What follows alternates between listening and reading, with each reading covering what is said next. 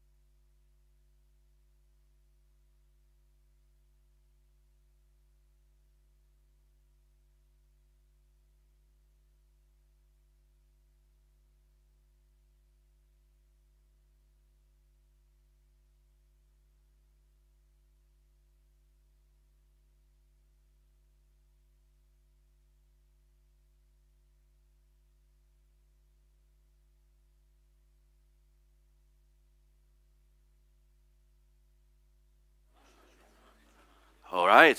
It works. That's perfect. Technology works. That's great. I love when technology works.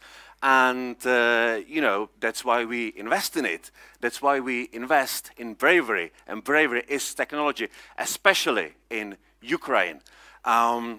Your Excellencies, distinguished guests, ladies and gentlemen, welcome to invest in Bravery. Applause. Exactly! Invest in Bravery, ladies and gentlemen. And what does that mean? You know, what does that mean? Why we do what we do? Because we believe that technology startups are the future, especially the future of Ukraine, right? So that's why we connect Ukrainian startups and VC and technology investors. And how we do it? We organize on-site events in Kiev and in Prague, like this one. So ladies and gentlemen, once again, welcome to Invest in Bravery in Prague. Yeah, all right. So in Kiev, we selected 11 brave Ukrainian startups. They came after a 24-hour trip on Monday, actually, and they are not just from Kiev, they are from Odessa, from Dnipro, from all others, from Dnipro and from all other cities in Kiev. So please, once again, clap your hands for the Ukrainian startups. Yeah. You're getting used to it. You're getting used to it. All right, yeah. And we also have investors from all over the world. We have investors from the US, we have investors from France, we have investors from Germany, we have investors from Poland, and of course investors from the Czech Republic. They are brave enough to invest in Ukrainian startups. And we also have great speakers. We also have, of course, we have investors from Ukraine as well. Totally, yeah. And we have great speakers. And it's my pleasure to invite on stage the Minister of Transport and my longtime friend, Mr. Martin Kupka, ladies and gentlemen. Come on.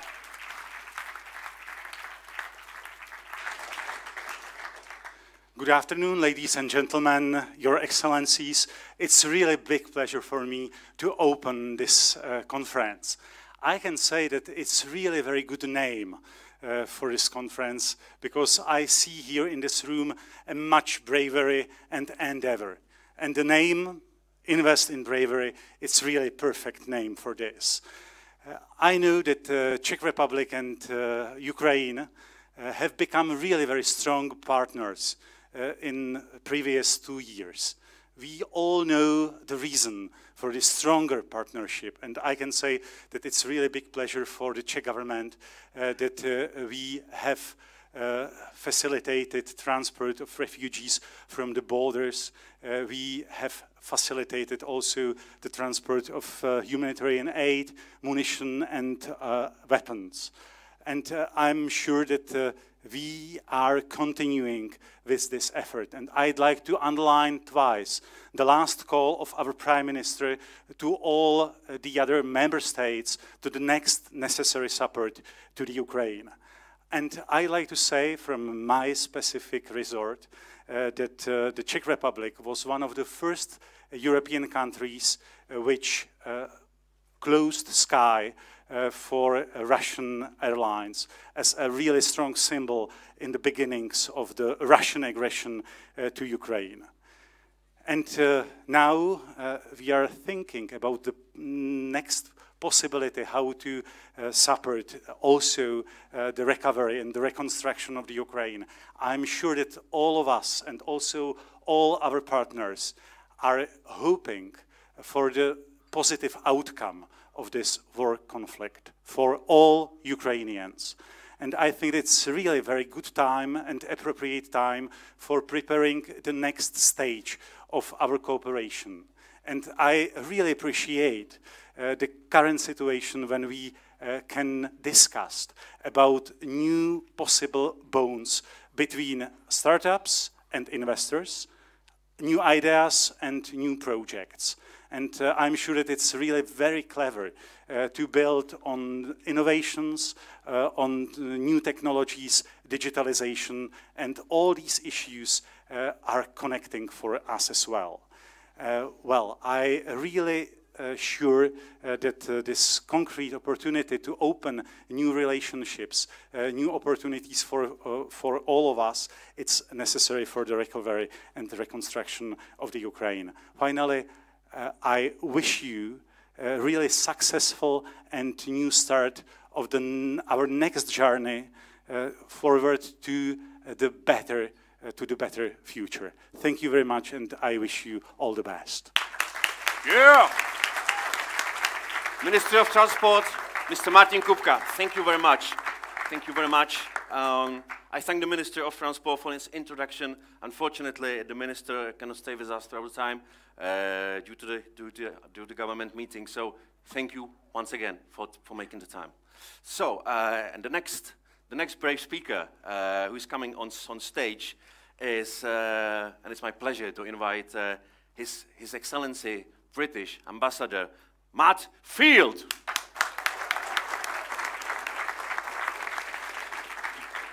Thank you, Andrzej. It's hard to match that level of energy, but we'll try. Ladies and gentlemen, as the British Ambassador in the Czech Republic, I'm used to being surrounded by friends. Today's no exception. It's a real pleasure to be with you. We are celebrating exceptional Ukrainian startups and technology companies, ready right now to succeed in the Czech Republic, in the UK, and far beyond that. So thank you very much for the invitation to the Czech Ministry of Industry and Transport. Thank you also, Invest in Bravery. How fantastic to see everyone pulling together from the government, business, non-profit for such an important cause. Today's event, of course, recognizes technology is playing a vital role right now in Ukraine's defense. Britain is also actively supporting partnerships that encourage collaboration between the UK and Ukrainian tech sectors. Why are we doing this? Because it helps to boost investment and trade, innovation, skills, to the benefit of both our countries. The UK has extended its tariff-free trade with Ukraine until 2029, including all tech-related goods. And thanks to the joint digital trade agreement we reached in November, Ukrainian British businesses and consumers will benefit from open digital markets, tariff-free flow of digital content, trusted data, collaboration on cybersecurity, cheaper and easier trade through the adoption of digital trading systems. We've also launched a new tech program, the UK-Ukraine Tech Bridge. And this was first announced at the Ukraine Recovery Conference in London in 2023 by the UK Prime Minister. Now, of course, on a bridge, movement is in two directions. And we are benefiting just as much. We are learning just as much from Ukraine as we are sharing. So it's inspiring to see new bridges being built here today between the Czech Republic and Ukraine. So anyone who knows Ukraine is already aware that this is a country of entrepreneurs and problem solvers. You can see it in the thriving tech sector. You can see it in the way the war is being fought. And we are very proud to invest in that innovation and to invest in the future recovery and success of Ukraine, because your success is our success. Thank you.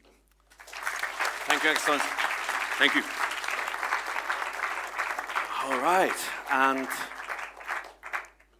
of course, the bravest speaker comes from the brave country. It's my pleasure to welcome on stage Ukrainian chargé d'affaires Vitaly Usaty.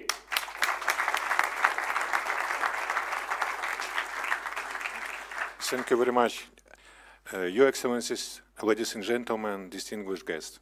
First of all, I would like to express my gratitude to the organizers of the forum.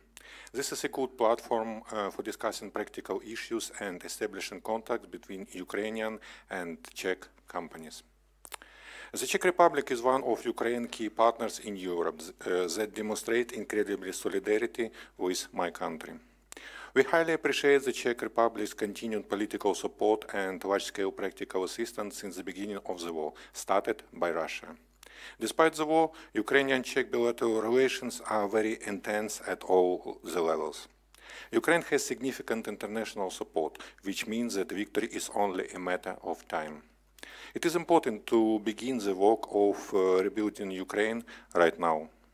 The Czech Republic is one of the first countries to adopt a national program for the reconstruction of Ukraine, which demonstrates the high level of bilateral relations between our friendly countries.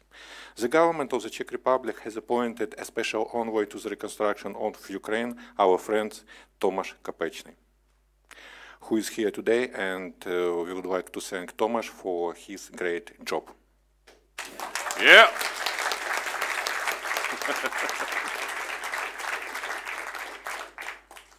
Tomáš has already visited Ukraine many times and held a number of very successful meetings. We highly appreciate the Czech Republic's decision on the patronage over the Dnipropetrovsk region, the representative of which are now here.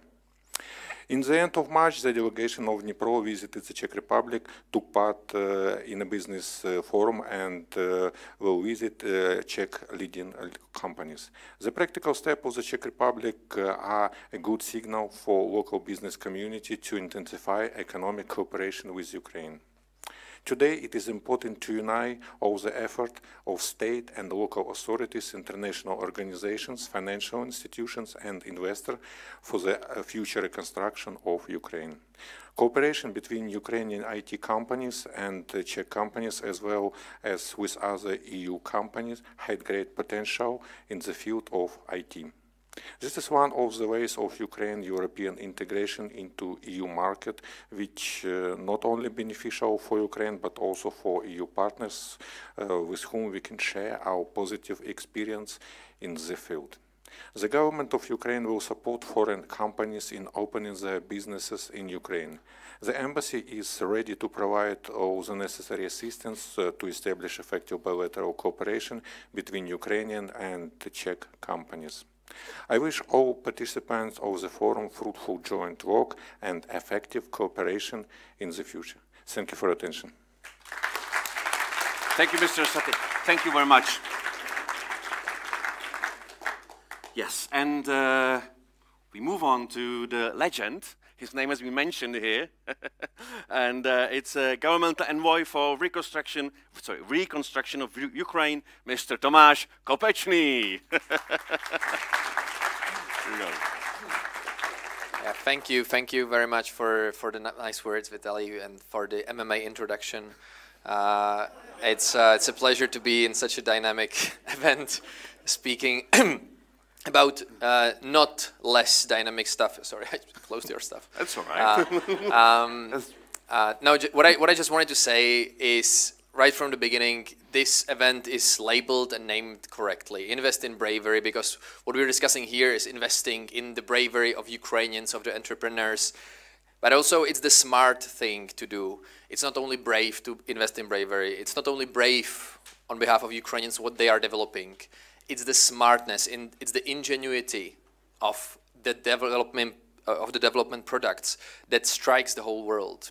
I mean, having been responsible for the military research and development in this country for 8 years, what we are seeing now in Ukraine is the epicenter of the technologies that will be in the battlefield for decades to come. It's the best polygon we can think of in terms of learning, in terms of adapting our own militaries to the new security environment.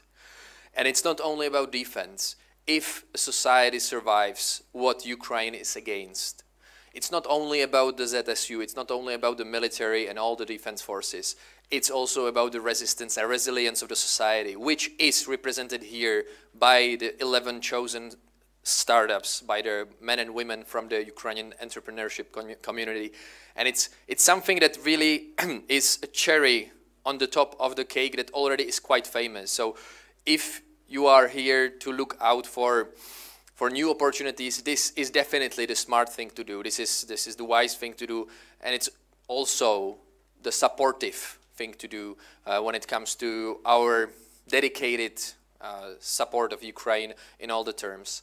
What I have been observing over the past months and years is the spirit of entrepreneurship in Ukraine as being so great, so high level, precisely because of its decentralized nature. I mean, if you look at it from the military standpoint, in many cases, the front line has stopped where the municipalities, of the individual cities have stopped the Russian army with very often nothing more in their hands than Molotov cocktails and small arms or long weapons. How did they do that? Because of the organization skills, because of how they were able to put together the very little they had against an opponent that was deemed invincible. And that's what they are doing now, that's what they are doing in their everyday lives. And we have been visiting with dozens or maybe even hundreds of Czech entrepreneurs, the universities in Dnipro, in Kryvyi Rih, in Lviv, in Kiev, in many cities, in Kharkiv, the university city. And we have always been so surprised about not only what is so unique in Ukrainian terms, but what is so unique in the global terms. Now, governments are super slow usually. I mean, been there, done that. Governments are really bad investors. And that's why we thought that this is the best opportunity to connect you who are interested in VC or technological investment with those who have the best to offer.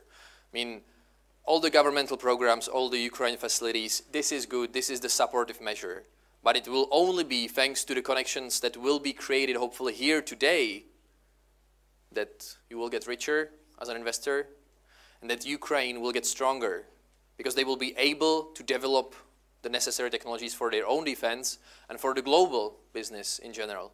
So my only wish is make use of your time here, find the right connections. If there is any way we can support you on behalf of the Czech government, but I'm sure on behalf of all the governments that are represented here, we will do that. But it's really about finding the right spark, the connections between yourselves here. So enjoy it, enjoy Prague. Of course, if possible, get out of this room as soon as possible. There's plenty of breweries that have really the best beer in the world, and we have the highest consumption of beer per capita in the world, so we know why we do that. So yeah, use this opportunity to enjoy life, to celebrate life, and in the meantime, to create something that will last for a long time to come. Thank you. Thank you. Tomáš Kopečný, ladies and gentlemen. And ladies and gentlemen, we are very lucky because the next speaker is also, he used to be in his previous career a top world investor. He's one of the first investors in companies like Trello, Twitter, Grammarly, and I can go for years maybe, naming them all. His Excellency, United States Ambassador to the Czech Republic, Bijan Sabet. Thank you very much. Do we close the book? Is that Yes. what we do? You thought of MMA, I just thought of NBA. I thought I was going to come up here and rip off my my clothes. Anyway, Dobry den, good to see you all this afternoon. I have to say, whenever I'm in a room with entrepreneurs, I get goosebumps, and today is no exception. I'd like to thank our hosts for this event dedicated to helping Ukraine resist Russia's aggression and rebuilding its future. Today, I would like to speak about the role of entrepreneurship and the investment in Ukraine's future, as well as the future of the global economy and our democratic values. Our continued support for Ukraine tells tyrants and autocrats everywhere that we will not stand by while the fundamental principles of international relations and sovereignty are torn to shreds. We will tell them that we will defend the rights of free people. We will tell them that they get to determine their own future and to protect their sovereignty and territorial integrity. And it tells the world's democracies that we will defend their values and principles that keep us safe and strong. That is why the United States and our allies and partners around the world have continued to stand together for Ukraine. Today, the NATO alliance is stronger, bigger, and more resourced than ever. And despite everything that Ukraine is suffering, the support for Ukraine is working. Today, Ukraine stands. Its economy has grown 5% in the last year. Investment is up 17%. And even amid the air raids and the bombings and time spent sheltering in bunkers, 77% of Ukrainians are optimistic about their future. They are committed to rebuilding their nation. A few more data points I'll share. Ukraine's tech sector has grown by 7% since 2022, and Ukraine's 5,000 tech companies have been able to retain 95% of their national and global contracts. That is incredible. The tech sector now makes up 12% of Ukraine's exports, and the Ukrainian tech companies employ nearly 300,000 developers, from startups to unicorns. In my prior life, I had the great fortune and experience of backing Ukrainian startups that became unicorns. These impressive results are due to the brave, resilient, creative Ukrainian people backed by the private sector, our allies, and our partners. As entrepreneurs and investors, you play a critical role. Throughout my career, I have personally witnessed the importance of entrepreneurship to a healthy, dynamic, and equitable economy. And more recently now, I've come to understand the importance it has on foreign policy and in efforts to secure a prosperous and democratic future. Entrepreneurs are leading the way in adapting and finding innovative solutions to the devastation created by Russia's unjustifiable invasion.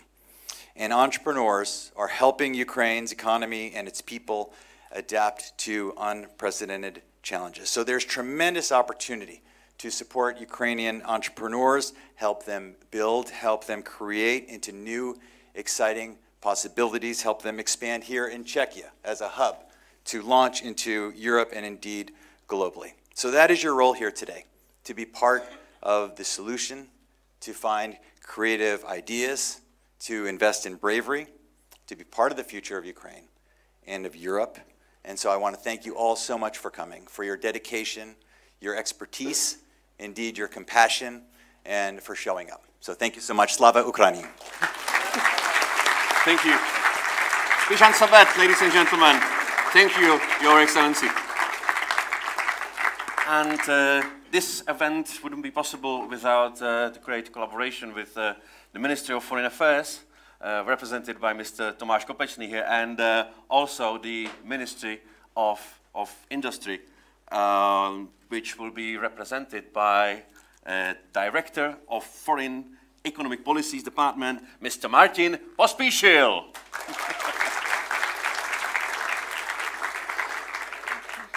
Ambassadors, ladies and gentlemen, good afternoon.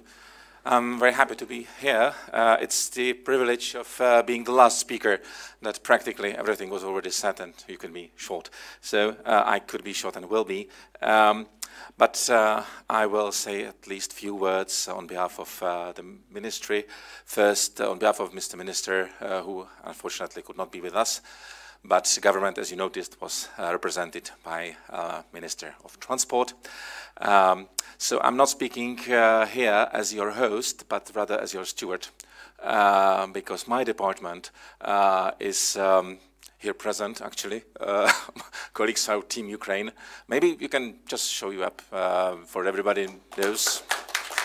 Oh, yeah. Thank you.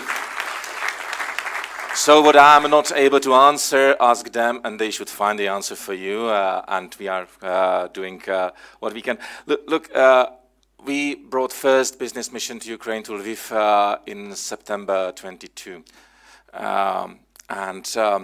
We have a standard tool, set of instruments to support export, and a certain standard way how to speak at the business fora in front of foreign businessmen to support Czech businessmen. And I was there in the basement of a hotel, Dnipro, in Lviv, okay, don't ask me, waiting if something is coming or not.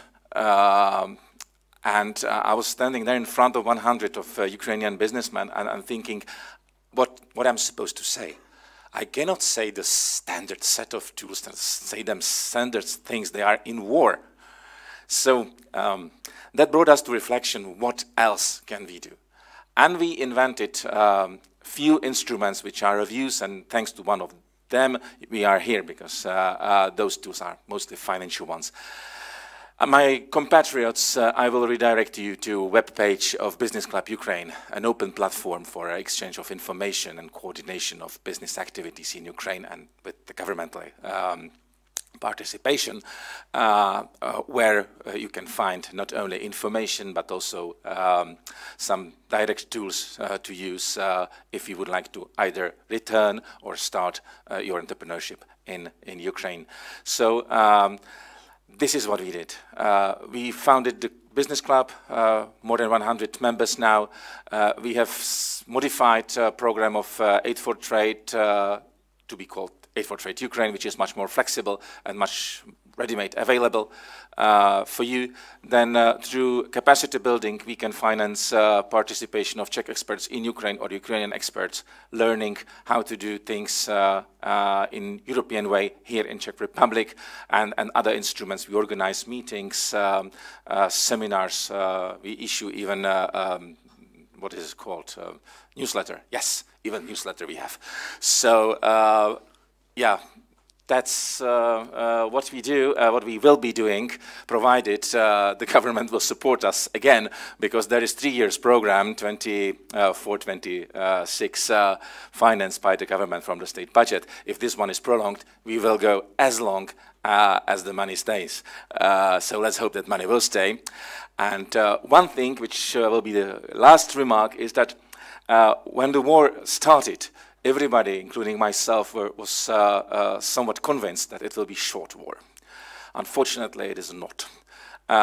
When everybody was thinking that the war will be short, the rhetorics from Ukrainian authorities was help us to rebuild immediately, as soon as possible, houses, schools, nursery schools, things like that. And then you remember when it looked that it will not be the case, there was the winterization. Last fall, winterization in all falls. Czech language has 7 falls, so 7 falls of winterization. Not anymore this time. The 23 was already something, yes, we need to build new sources of energy, new sources of heat, new sources for water purification stations and things like that. What is it now? Now we notice that the rhetoric from local authorities is rather help us to earn money on our own. Come, invest, bring your technologies, bring your capital, help us to reconstruct the economy even under the war conditions. So this is why I'm so happy that David and you started this Invest in Bravery initiative, because that's precisely in the line of they themselves say and what I'm sure they themselves need. So wish you good luck. We are here to help as far as we can within the budget we have, and on top of that, with all our forces we have. Thank you very much. Have a productive day. Thank you very much. Martin Pospíšil, Minister of Industry and Trade. And thanks, Martin, thank you for thanking us. Thank you for thanking me and David. And our team also includes Vadim and Lola. So put your hands together for the team of Invest in Bravery. Right. Okay. And thank you. And to show you a little bit what Invest in Bravery is about, we prepared a presentation. Is there anyone who doesn't like PowerPoint presentations? Cool. Everyone loves PowerPoint presentations, exactly. So, so the guys in the back, Wolfie, could you please put the first presentation on? Right. And I'll invite on stage my 2 co-founders of Invest in Bravery. The first one, all the way from the United States, Texas, David Nichols. And the brave guy from Ukraine, the legend, the CEO of iHub, the first co-working space in Kiev, Mr. Vadim Petrunin.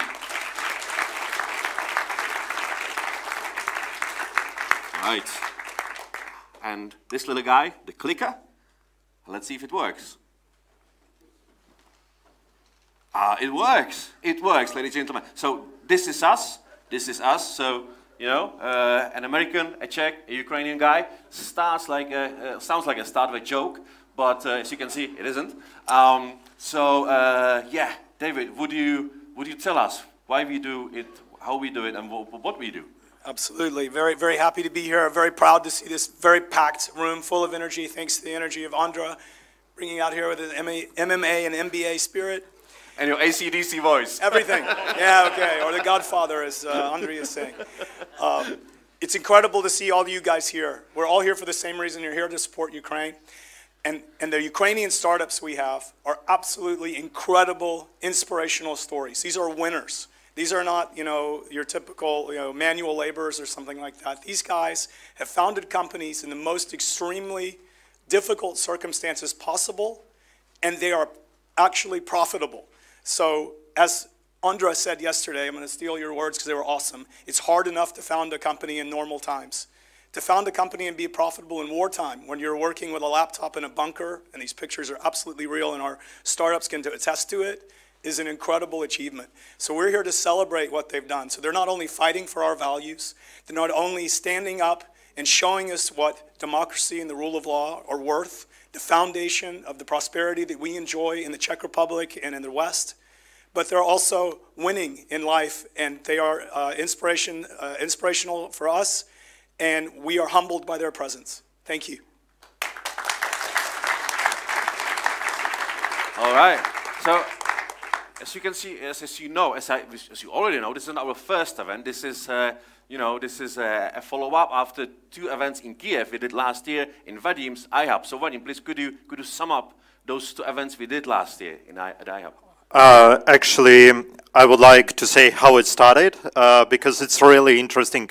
And I believe that is what Invest in Bravery symbolized to me. It was just a call from David asking for a space.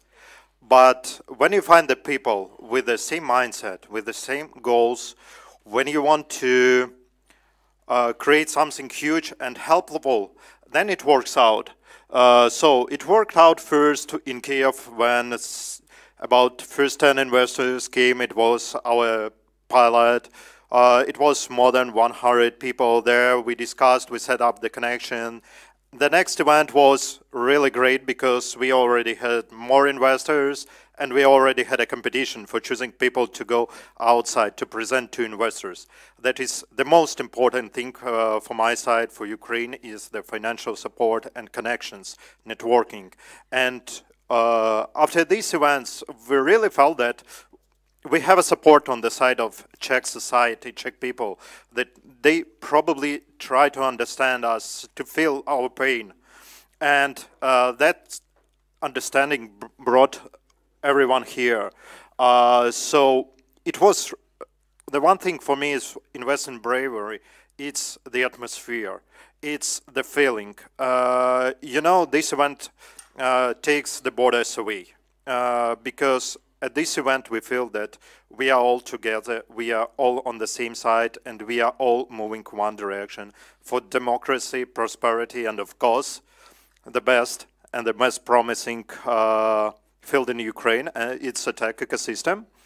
So probably we are super lucky that it started in a hub, and now I am even more likely to be here. And thank you, Andres, thank you, David, because it's really amazing work. Thank you. Thank you for and coming. Lola, of course. Thank you for coming. And Lola as well. Right. Thank you, Lola. All right. Yeah, so this is today, so you know what it is. There are the logos of our partners. So they are all great. And we are planning the next, this is not the last event, of course. We are planning the next event in Kiev in October this year. So you all can join us, there's plenty of space in iHub, so yeah, Tomáš, are you coming? Definitely. I love that. Yes, thank you very much. All right, cool. Yeah, let's move forward. I love your voice, man. Talk to David a lot. I love any answers. Okay, nice. So we move on towards our first panel. And we really have great speakers on the panel. And I volunteered, to host the panel. So it's with me, with them, sort of like, little bit catching up with them, trying to ask at least good questions, if not the best. Of course, we will start with the Ukrainian guy, a Ukrainian investor, a guy who's been investing in Ukraine in the last 20 years, a venture capitalist, a philanthropist, an intellectual, Mr. Andrei Kolodyuk.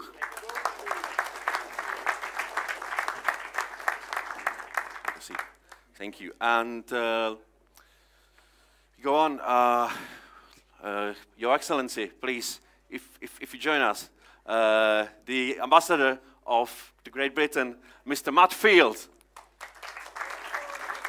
Which one you want? And a guy who is definitely well known to the most of you, an investor, a philanthropist, and a cool dude, Mr. Jan Barta. Come on.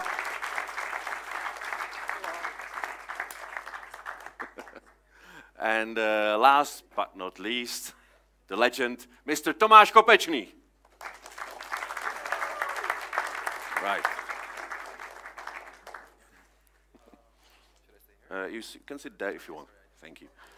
And okay, so the first, let's distribute the mics. Yeah. So this one's yours. Here you go, Your Excellency, Jan, and Andrei. Thank you. All right. Yeah. What should be the first question? Gender balance? Well, whoever wants to join the panel can join the panel, I think. Huh?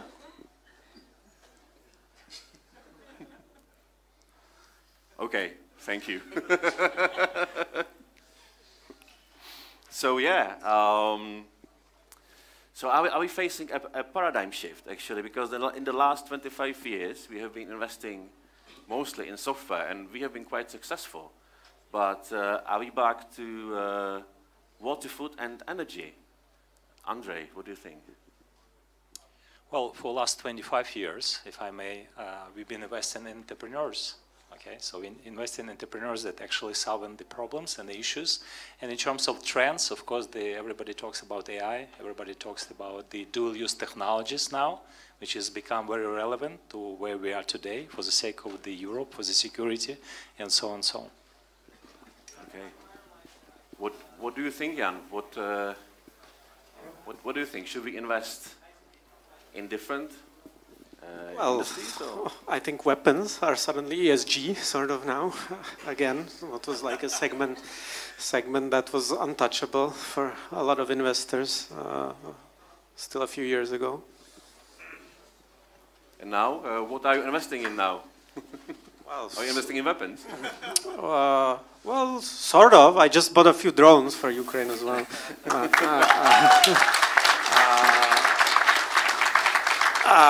But otherwise not.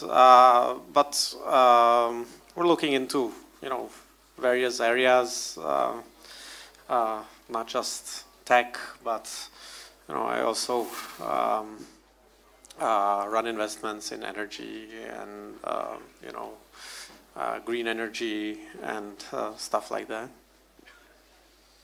All right. So, if you don't mind, I go back to Andrei regarding Sure. that. So do you see that there's a shift? For example, if we talk about European VCs that are being backed by big European LPs, by LPs like EIF, EIB. Do you think there's a paradigm change? Well, there is, just for the last 2 years I've been based in Brussels, so basically we've been putting the agenda of dual-use technologies for the sake of the European future, not only for the Ukrainian advance in the war. From yesterday, I encourage you, everyone, to go to European Commission website and you will see the new defense strategy of the Europe that was published yesterday, where the Ukraine has an equal right to be the partner for the procurement and for development of the different things. This is already a shift in terms of the strategy of the Europe towards of this, so everybody understood it's serious. And coming back to the EIF and EIB, currently they already have the funds that actually are looking to invest in the funds 10 to 12 funds that are doing defense or dual-use technologies. So it's already a small fund, 175 million, but obviously they're looking to raise the billions for the investments in dual-use technologies, which is very broad now, from the cybersecurity to the drones and to everything related, hopefully to the media as well. I know that you don't recognize media as a weapon, but it is. So NBA Ukrainians been in this battle for the last 10 years, so we already pretty much advanced to protect not only us, but also the Europe for that matter as well. So it's already the shift, and this is why I encourage basically everyone, not only investors, but actually the entrepreneurs. I don't have to encourage Ukrainian ones because a majority of them already have been shifted to dual use, but I encourage any European entrepreneur now to look very closely to the dual-use technologies, number one. Secondly, reach out to us, reach out to the Ukrainian ecosystem. We will find you the partners to do the win-win, not just team up and build also production facility, not only in Ukraine, but also in the Europe, and also to have access to your procurement programs, to the investors, to all the ecosystem. It's a joint effort. Your Excellency, drawing from your experience from Bosnia, where you were, I believe, before the your mission in the Czech Republic, you know, how can diplomatic efforts, you know, help to shape the ecosystem for startups in areas like, you know, in conflict-affected areas? So I think the first thing I'll say is, and it slightly echoes a point that Thomas made, is that the last thing any of you want is the government getting involved in your business and telling you where you should be doing these things. Our job primarily is to get out of the way. I see our job primarily as trying to remove any obstacles that exist. And that's really been what we've tried to use our platform, particularly for Ukraine, over the last couple of years. In terms of hosting the Ukraine Recovery Conference, and the other work that we've done bilaterally and with partners, great friends like our Czechs here.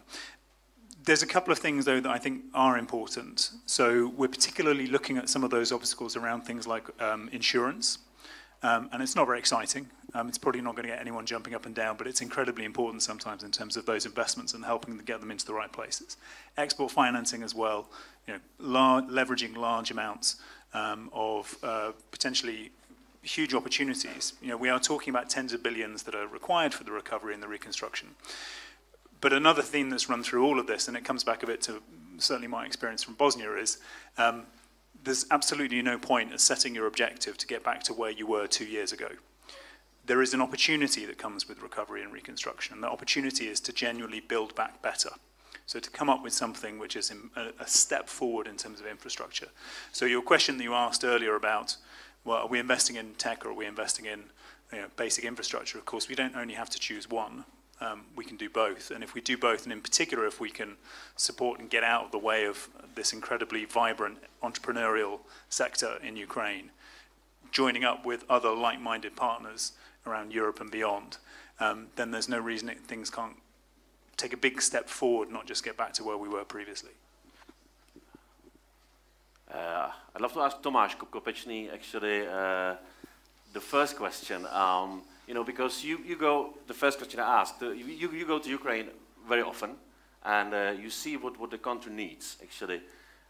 So, is supporting technology, you know, helping the country, or is it really, you know, the priority is in food, tech, energy, healthcare, you know, physical stuff, and so on and so on? What do you see there? Well, I see that definitely a key part of the whole defense, self-defense of the country, of the people, is technology.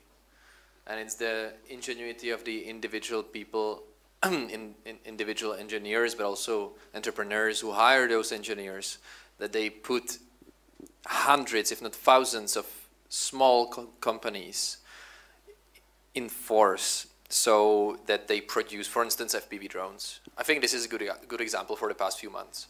So, yeah, we can say, okay, we can talk about cyber defense, cyber security, ICT in general. We can,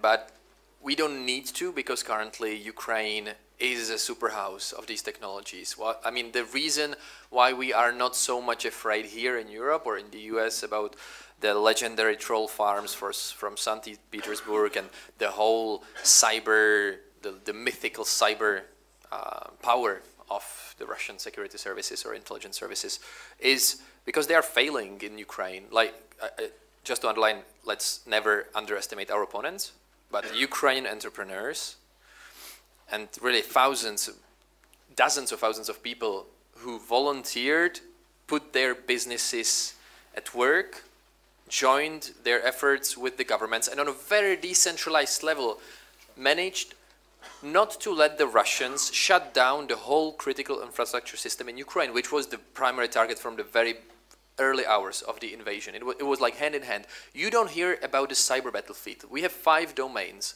of battlefields, or not battlefield, of military conflict. Cyber is one of them.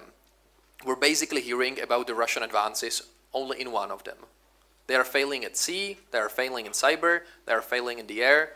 Now they are more or less successful in the past few months on the ground. And in space, there's no discussion because it's just not happening so much. So what I want to say is, definitely, this is crucial, and not only in cyber, but also in the drones. Every second Ukraine I'm meeting these past few months is developing his own drones. The Ukraine, I will not disclose the concrete number, but the Ukrainian military is now using dozens of different types of drones that have been certified through a filter of really hundreds of different types of drones that have been developed over the past few years. And the consumption rate of these FPV drones that Mr. Barta helped to finance from here significantly is millions only this year. So this is a market. Yes. What shall we do next, Jan?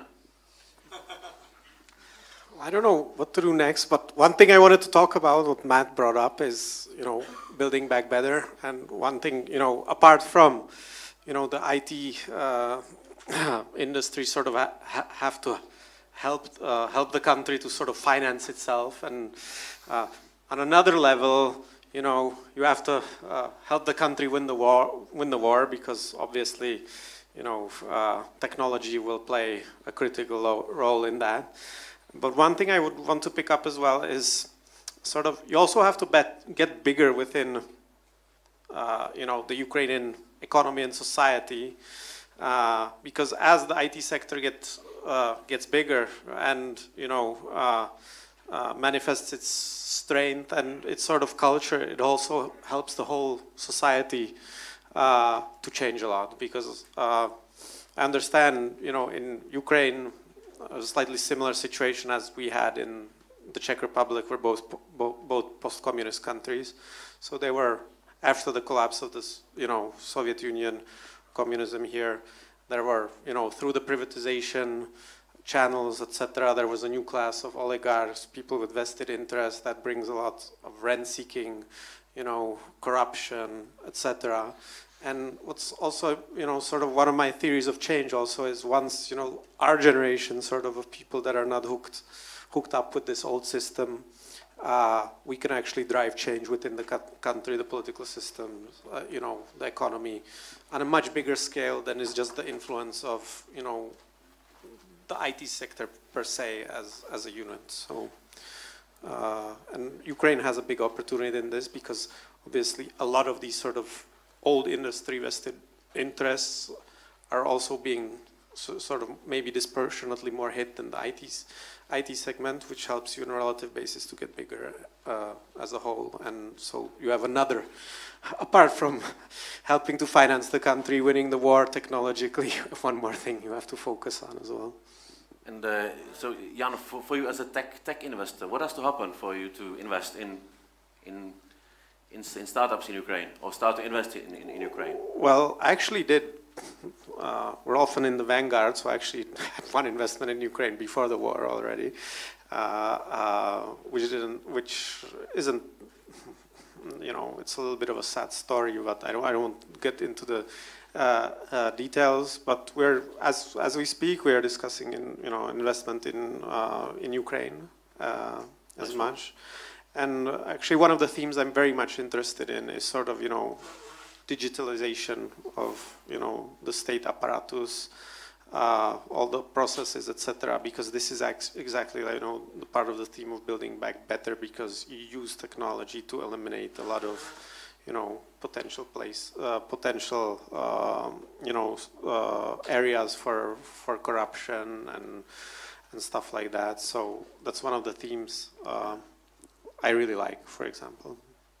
Yeah, it's very important because basically you tell them about the backbone of the new Ukraine, which is emerging, which has actually been built in by entrepreneurs.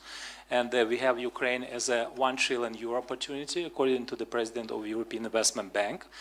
How the new Ukraine will be rebuilt, it's one question, obviously by entrepreneurs, but not only Ukrainian ones. So we encourage you actually to do the projects together with you. And we have 12 verticals. From energy, food processing, and so on. So it's not only IT per se, or defense. And the question is how to do this. And the problem that we're having now is actually how to address that entrepreneurs, which is basically small and medium enterprises. You hear about the billions that come into Ukraine. Of course, the European Union endorsed 50 billion Ukrainian facility program, where 8 billion goes to investment framework. But how to actually channel the money to the entrepreneurs which are on the ground is a big challenge now, which opens up the opportunity for the private investors, for the venture capital, private equity funds to actually invest in them, because they're on the ground, they're operational, they understand the risk, and they also understand that, that they can actually invest in the commercial businesses. And that ends up not only keeping people employed, but also getting taxes, and as you know, the Ukrainian budget, all the taxes now go into defense.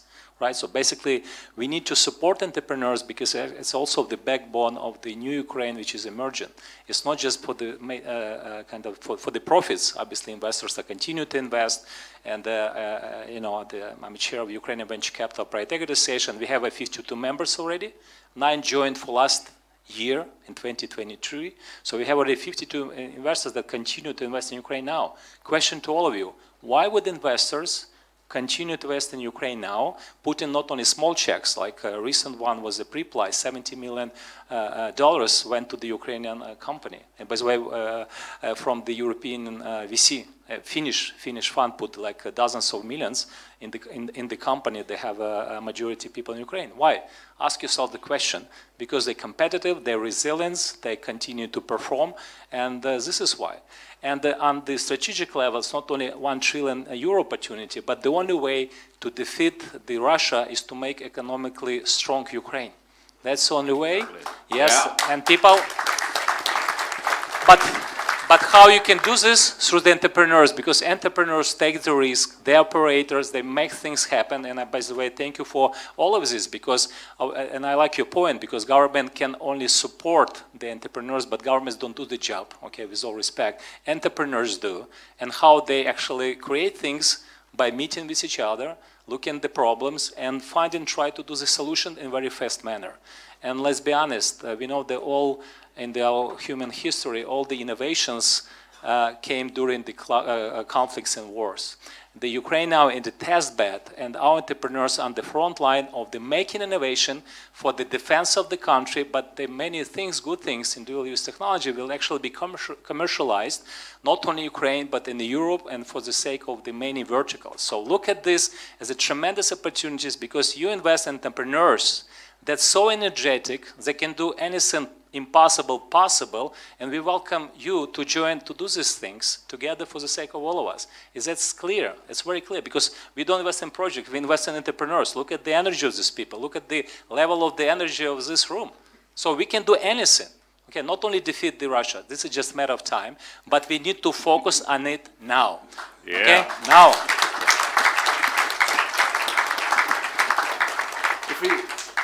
If we turn it around a little bit, Your Excellency, how can technology help diplomacy? Because you are very active and very successful on social media, actually, and I love your channel. Who doesn't? How is technology helping what you do? I can give you a list of people who don't like it. Is there anyone? No, I don't think they'd be at this kind of event. Their affiliations are slightly different on that. No, I think there's a couple of things. that really strike me about as has been put so well, about this fantastically dynamic testing environment, if you want to think of it in those terms, if that's not a slightly callous way of looking at it, but it is an amazing testing environment. This is an opportunity to change the way, particularly the government services are delivered, to make everything digital by default. You know, so you can switch it around, and instead of asking why something should be digitalized, you have to justify it not being digitalized. That's the starting point. And if you can do that, and especially in a moment like this, there's huge opportunities, and you can see it in the way that you know, post office innovations, for example, coming out of this, which seems quite niche, but it is indicative, I think, of what the opportunity is that you have there. I think it's also worth putting, yes, of course it's a challenge, but let's put the resources into perspective. The combined economies of the Friends of Ukraine is 25 times greater than the economy of Russia. Yeah, totally. Yeah. The combined defense spend of the Friends of Ukraine is 15 times greater than Russia's. So we're starting with all the advantages, yeah? If we have the will to deploy those resources and if we have the determination to be successful. So I think that, for those reasons, it's a great time to be investing in this testing environment. Just on the diplomacy side, because that is connected, and of course that's the part that I'm looking at as well. Again, I think first and foremost this is about putting Ukrainian voices and Ukrainian decision makers at the center of everything. And that's what we try to do as the UK, and it's what you're trying to do on the Czech side as well, and I think many of the other friends that are in the room, to help take those decisions. Because just in the same way that the government is not the UK government is not the right person to tell UK venture capitalists where to put their money, outsiders are not the right people to tell Ukraine how to build back their country. They're the ones, you're the ones who should be taking those decisions. And I think, again, if you put technology, an opportunity to do things differently at the center of it, then for all those reasons I feel very optimistic. We are almost at the end, so obviously this is very interesting, but I love it. I have so many questions I would have asked. So very quick, Tomáš, if you are so much bigger than Russia, why are we not, you know, why don't we pull everything in? Give us some intelligence info, some secret stuff. And you journalists here, you know. Tell you something. CIA stuff. Well, that's not that I can disclose, but later at the bar, I know. Of course, after fourth beer, no. Four beers do nothing to Czechs. You know, it's as Matt said, it's the role of the government to get out of the way when serious business needs to be discussed. Basically, our role is to prepare for environments like this and then not to intervene. And the right moment for governments is to know when to get out, which is precisely now for me. But okay, no, just to give you something, the main reason, we are not mobilizing the resources towards this end. You know, the EU can be quite efficient in terms of handling crisis. If you look at the figures that we spent on COVID, we're one order of magnitude above the 50 billion sum for 4 years, the Ukraine facility. Like, we're talking about in COVID years, high hundreds of millions of euros were spent on it. Now, that's first. So more money, yeah, more money of the EU budget. And what we are seeing now in Paris, in Prague, with the French leadership, with the Czech leadership, is mobilizing the will to spend more money on it. Second, we have to get the know-how in the mechanism of the countries. We're not planned economies. I mean, Russians are as bad investors as government as we are, honestly, which is an advantage on our side. I mean, their defense production is not as high as you read in the media.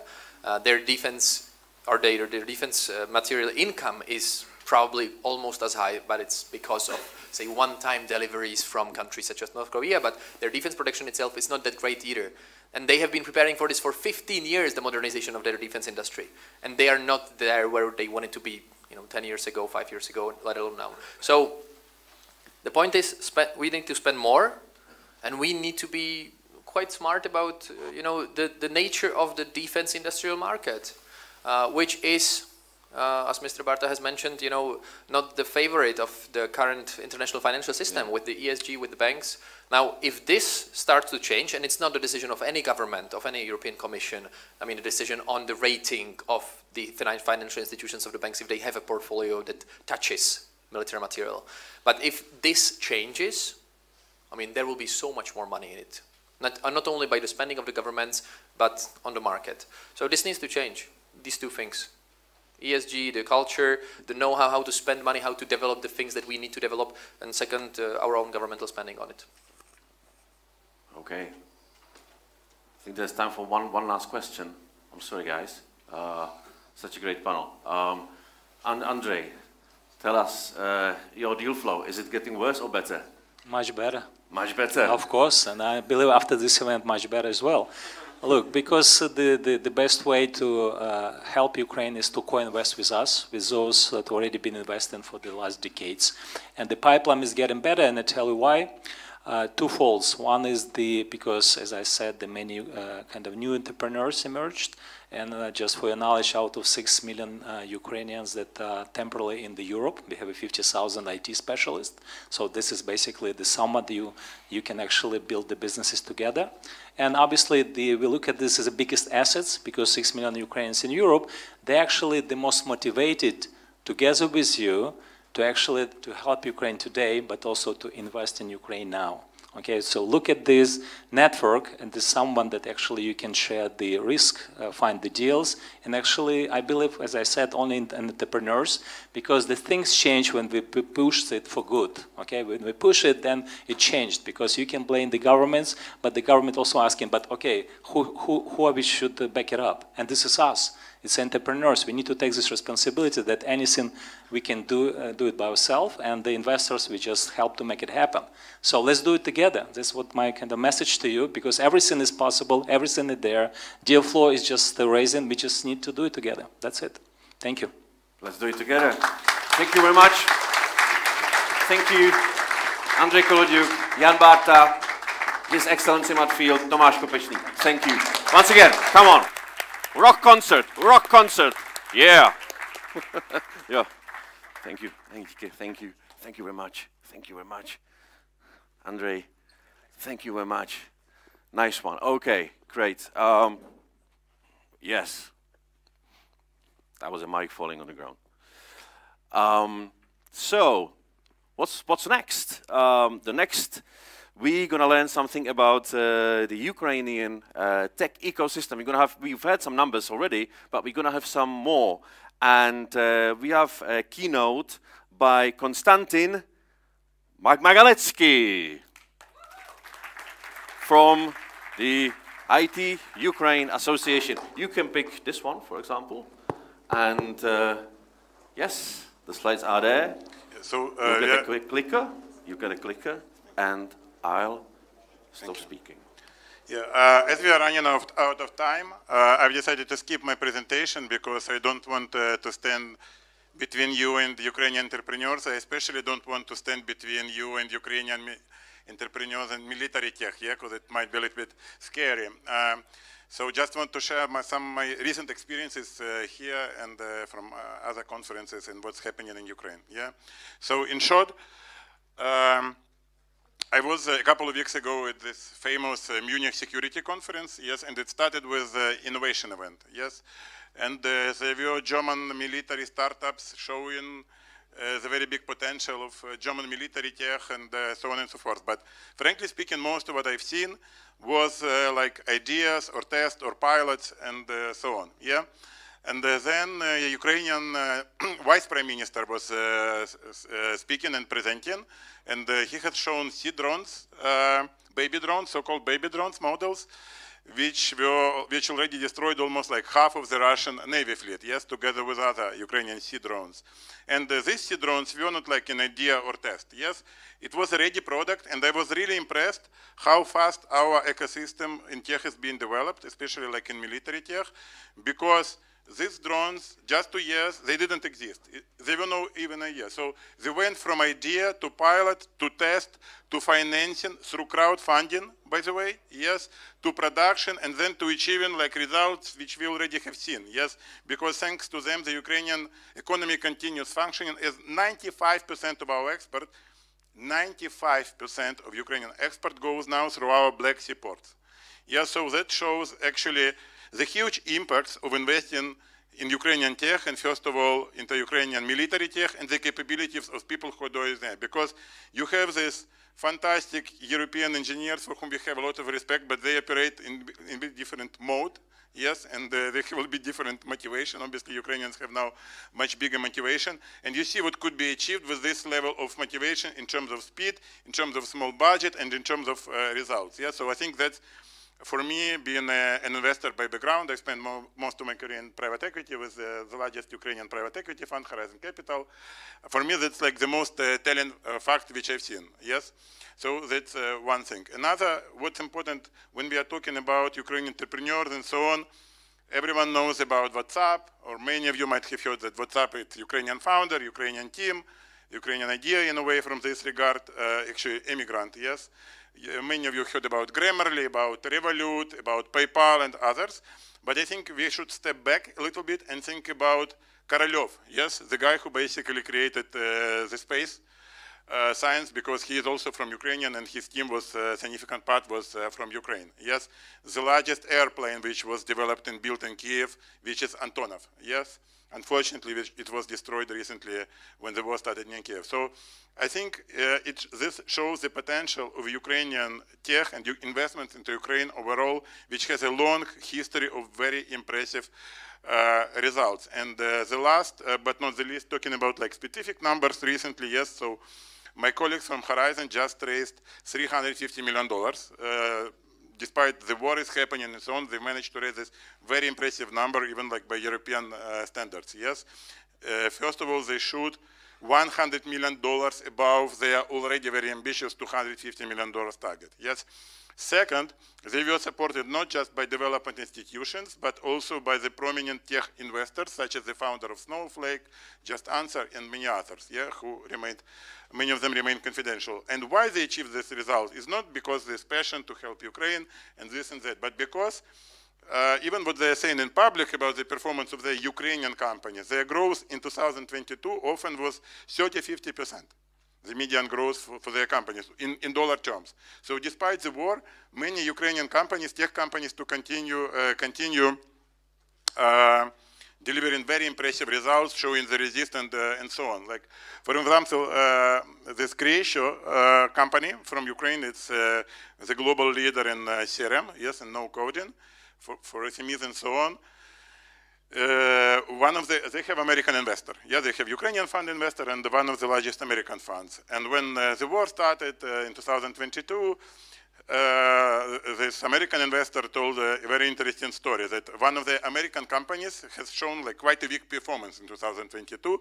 And they've told to this fund that, you know, it's a war in Ukraine, it's global recession, that's why we are struggling. And they tell like, guys, you have investment in the Creatio, and they're doing just fantastic. Most of their team is in Ukraine, founder is from Ukraine, but they continue to deliver very strong results. I think this is very important example of the resilience of Ukrainian entrepreneurs, Ukrainian programmers, their motivation, and so on. And the last but not the least, another example is Preply, which raised 2 rounds, or you can call it 1 round during 2022–2023, $50 and $70 million. So after the start of the war, the company, which was created in Ukraine, 3 Ukrainian founders, all basically Ukrainian founders, the key ideas in Ukraine, they've managed to raise more than $100 million. And again, why? Primarily from private investors, because they continue to deliver the very strong results and showing this very impressive growth. So welcome to Ukraine, and we are looking for your investors. Thank you. Thank you very much. Thanks a lot. All right. Next to the Ukrainian startup pitches, that's what we all been waiting for. All right, the big moment. So, guys, in the chlapi, jste připravení? Wolfie, are you ready? Vteřinečku? Okay, 1 second. you could hear some nice Czech words, like 1 minute. Okay, yes, we will have 11 startup pitches. Each pitch will be 3 minutes, no questions. You know, you can ask the questions later at the bar, as always. You know, after Mr. Kopečný will give you some intelligent stuff. We are ready, I can say, yeah. And the first one is from Numo. Is she around? She is around. We have Julia. Okay, there's the mic. There's the clicker. And take it away. Let's do a little bit of gender diversity here. Thank you. So hi, my name is Julia, and I'm helping adults with attention deficit hyperactivity disorder, or just ADHD. Oh God, this is like a bit of like old presentation, but anyway, just in 18 months since our launch, and we was launched like in first month in spring after the war started, we was able to reach to almost like $500,000 in annual recurring revenue. We also have 5,000 paying customers in the United States and Europe, and 45 monthly active users in this region. So here's the story. I was diagnosed with ADHD myself 2 years ago, and that means that my brain and neurochemistry in the brain work slightly differently than in typical brain. So that's why it's hard for me to focus, manage my time, emotions, and dozens of different symptoms. And I'm not alone. More than 350 million adults struggling with ADHD worldwide. Interesting insights that is not in these presentations, and because of the problem with diagnostic in like past 2 decades, now we have 75% of all females with ADHD underdiagnosed, and they are like discovering that they have this issue in adult age, and that's why scientists call it like the lost generation, because it's super hard to live with undiagnosed ADHD. Some solutions on the market are or pharmaceuticals like Adderall or Ritalin, but it's not a magical pill. It's like actually a dangerous pill, and you still need behavioral support every day. It's also some expensive coaching or some apps that built by neurotypical psychiatrists, which do not stick with ADHD brain. So there is a niche, and this is like really underserved market for like neurodivergent focused products. That's why we are building Numo. Numo is an app to manage daily life for adults with ADHD. It's powered by AI and community. It's affordable, accessible, and fun, which is really important for ADHD to actually stick. We use AI to help ADHDers combat the ADHD paralysis with like chunking the task for the small steps and helping them prioritize. We also use like the ADHD community so people feel less lonely and they can relate for a lot of different problems. We also use gamification, which is like really ADHD tailored. So our users want to come back to the app, and we have them like 50% retention of the first year in our power user cohort. We got a lot of positive feedback, and this is our fuel. Oh God, yeah, so this is our power users and power user, and she's already like more than 5,000 tasks completed and more than, yeah, a super long streak, which is super unusual for ADHD people. We already completed the clinical trial study with the Okay, so we proved by experiments that it helps to feel more productive and it reduces the symptoms of ADHD. We are a B2C consumer app distributing through organic channels and partnership. And also want to expand to whole neurodivergency spectrum. We have a really, really awesome team and raising $5,000 to make the world more neuro-inclusive. Thank you. You made it on time. Oh, that's amazing. Nice one. Okay, thank you very much. Thank you. That was Julia from Numo. If you look at this table, this is definitely undiagnosed ADHD. So, okay, the next one is from Inputsoft. Andrei Schmick. Here you go. And yeah, of course, the clicker. And guys, are you all right with the presentation there in the back? Inputsoft. Zádu prezentace Inputsoft. Wolfie? Oh, is there? Okay, nice one. So 3, 2, 1, rock. Every year, passengers lose thousands of hours and nurse cells due to the flight delay and cancellations. On the other side, there are airports and ground handling companies.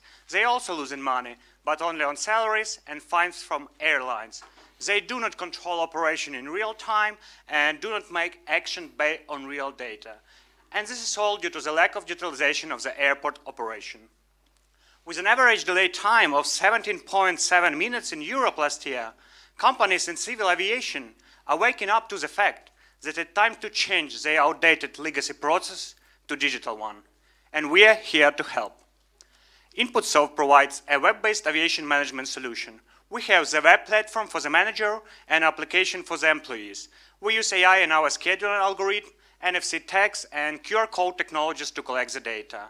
And we receive the real-time flight updates from our partners, satellite data provider. Resource management software suite solves the problem of inefficient planning of human and technical resources, thus saving money on the payroll, up to $500,000 per year for one company. Data management software suite handling all the data flows from all procedures and processes that take place at the airport. So user can actually collect data on every service, analyze on who performed it and what equipment was used, and automatically invoice the airlines. We are saving staff working time, eliminating human errors, and minimizing delay time for you, passengers. So we are monetizing the platform with a flexible system of subscriptions and software implementation fee.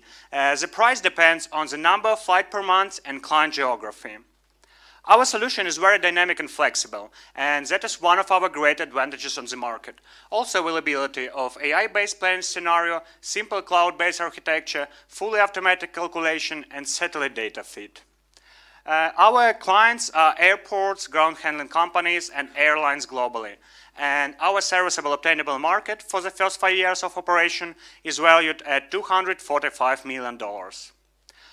Currently, we have 5 pilot projects with airports around the globe in US, Chile, Germany, and Latvia, and we already signed 4 sales partnerships agreement. So the projected revenue for this year is $2.5 million. I'm Andriy, aerospace engineer, chief operational officer of the company. Our founding team has more than 25 years of combined experience in the civil aviation. We also have our own in-house R&D team, and we are supported by amazing people and companies.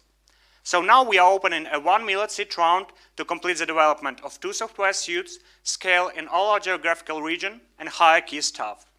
So if you have a contact of airports who want to keep up with the digital era and save some money, or you want to join our funding round, let's get in touch.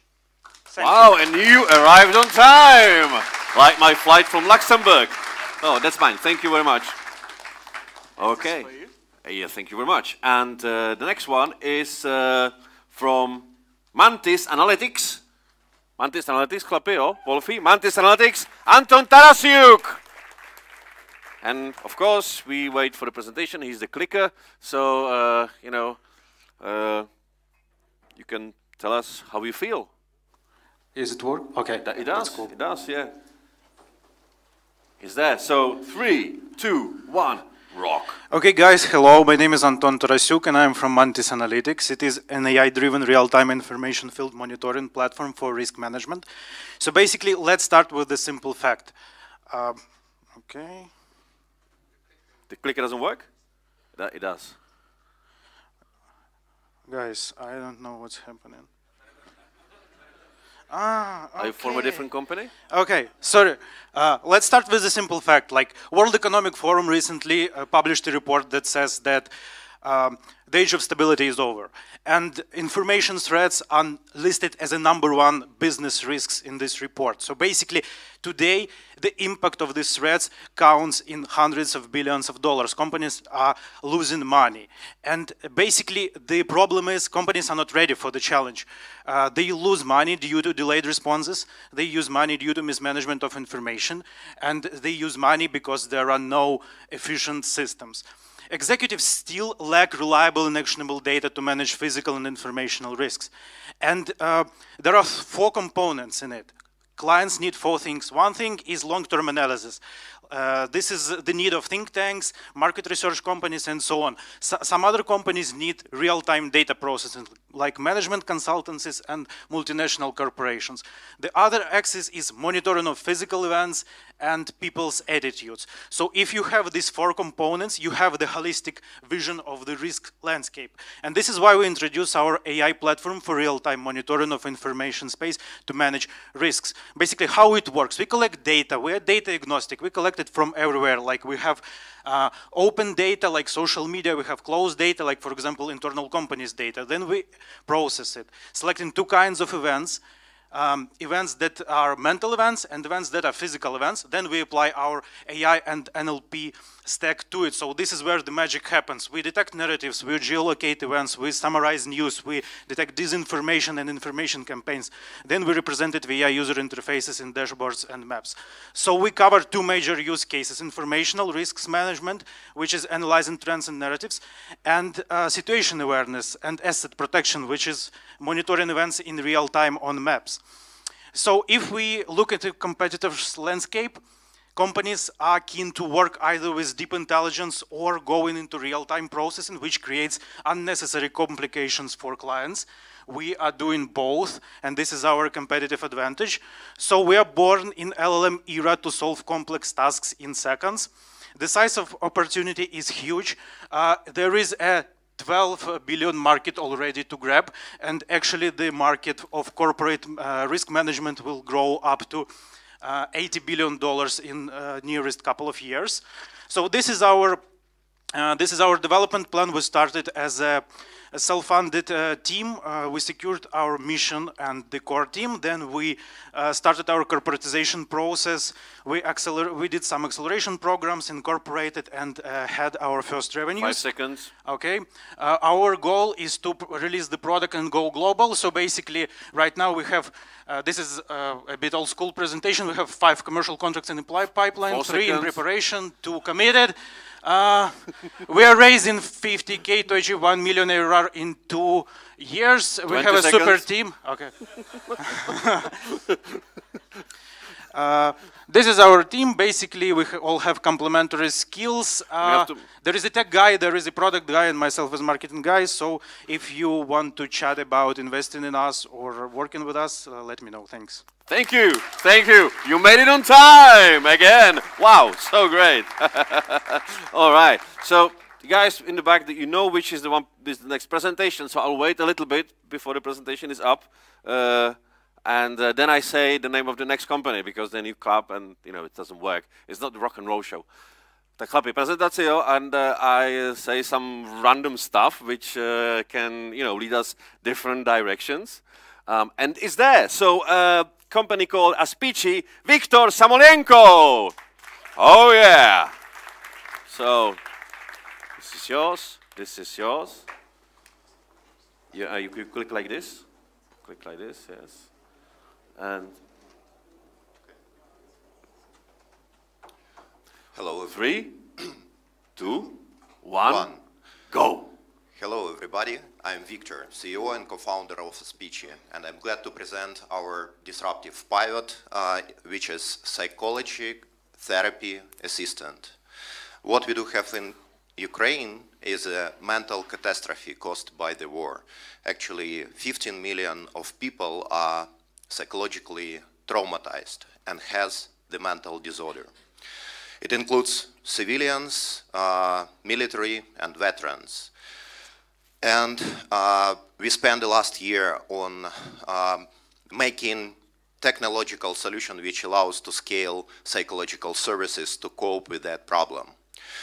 This applies as well to the problem we do have worldwide, where almost 1 billion people has different mental disorders. 30% of United States population has mental disorders. 28% of European Union population has a mental disorders. And it is a catastrophe, and the future of those nations, well-developed countries, are under questions. It is not possible to solve in a regular way. So there is a resistance from population itself, from the people. They do have stigma. They are not acknowledging that they do have an issue. There is insufficient capacity of the clinics, and quality of the services provided by the clinics is not sufficient. So what we are offering? We are offering to create a safe place for the people to work on their mental health, to be psychoeducated and perform psychological therapy. And virtual reality as a technology, virtual reality helmets is really helping us. But we are doing it in a different way in comparison to the competitors. We are putting reality, taking in 360, so it's actually real thing which is reproduced in virtual reality helmet. It allows immersion, there is no distraction, there is interactivity, possibility to interact, no multitasking, it can be used anywhere, anytime, and it offers capacity. So we can scale psychological services just to enormous quantity of the helmets to be available. From a therapy point of view, it's working like that. We are offloading therapists and leaving them to work with the trauma, which is jugular work and can be done by human, but what we can automate is dealing with these symptoms like anxiety, concentration, bad thoughts, insomnia, anger, etc. It's almost 80% of the work therapist is doing in order to get to the trauma. We are offering an application which help to practice based on the evidence-based protocols like mindfulness, CBT, DBT, EMDR, and educate person. It's actually very simple product. There is a remote for therapist to turn on set of the application and effortless client experience. We are already supporting 30 clinics in Ukraine and almost 500 patients per day. We are collecting unique data sets which allows us to introduce artificial intelligence in a unique proprietary way. It is blue ocean of the 10 billions. We do have several competitors, nevertheless we are already there in terms of the quantity of therapeutical sessions completed. There is premium subscription, and we are signing actually several customers in the United States and in Europe. Right team in the place, we will spend those money on content production, product development and sales. Basically asking for 1.5 million to generate 2.5 million ARR. By investing in Aspici, you are investing in the health of your nation. Thank you. Thank you very much. Thank you very much. Thank you very much. Great timing again. Right, okay. So the next company is, and we'll have it up, has a name that actually is very interesting, and it's a very interesting company, actually. And yeah, and it's a company called Armor, and it's going to be presented by Oleksiy Havrish. Here's the mic, here's the clicker. Wait for the host. Wait for the host, reset. It doesn't work? It should work.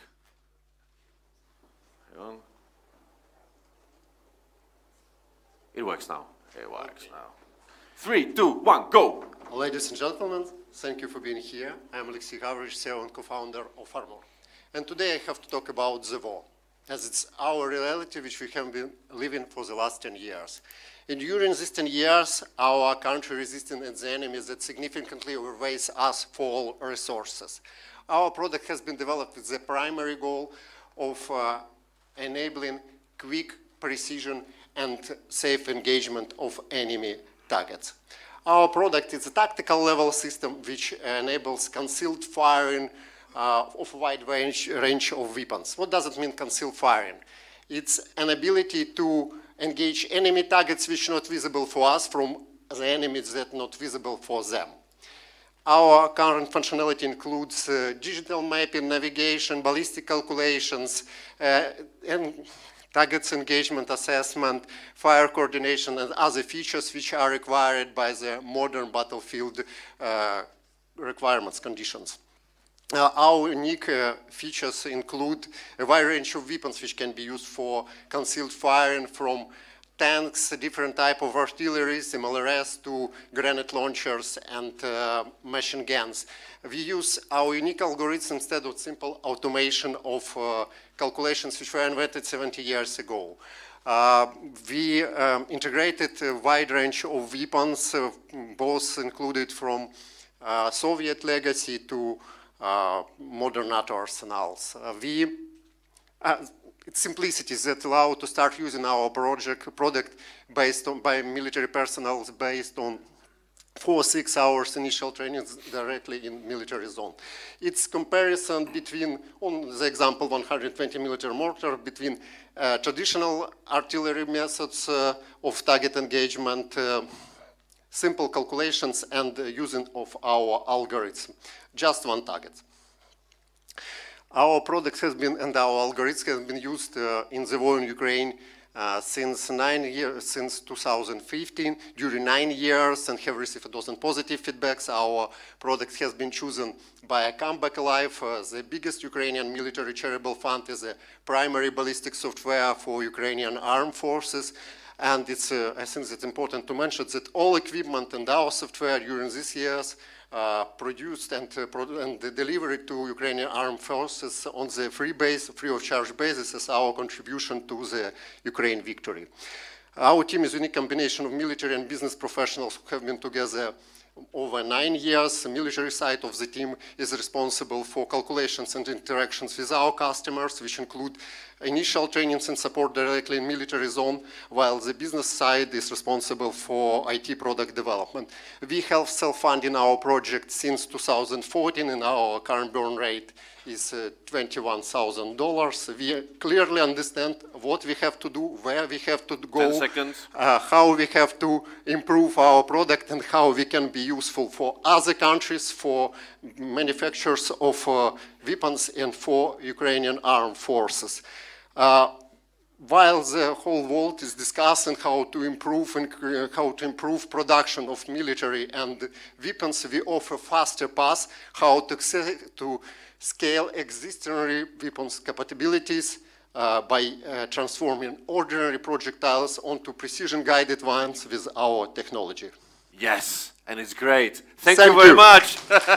Join Armor. Thank you. No, you've been awesome. And thank you what you're doing. Okay,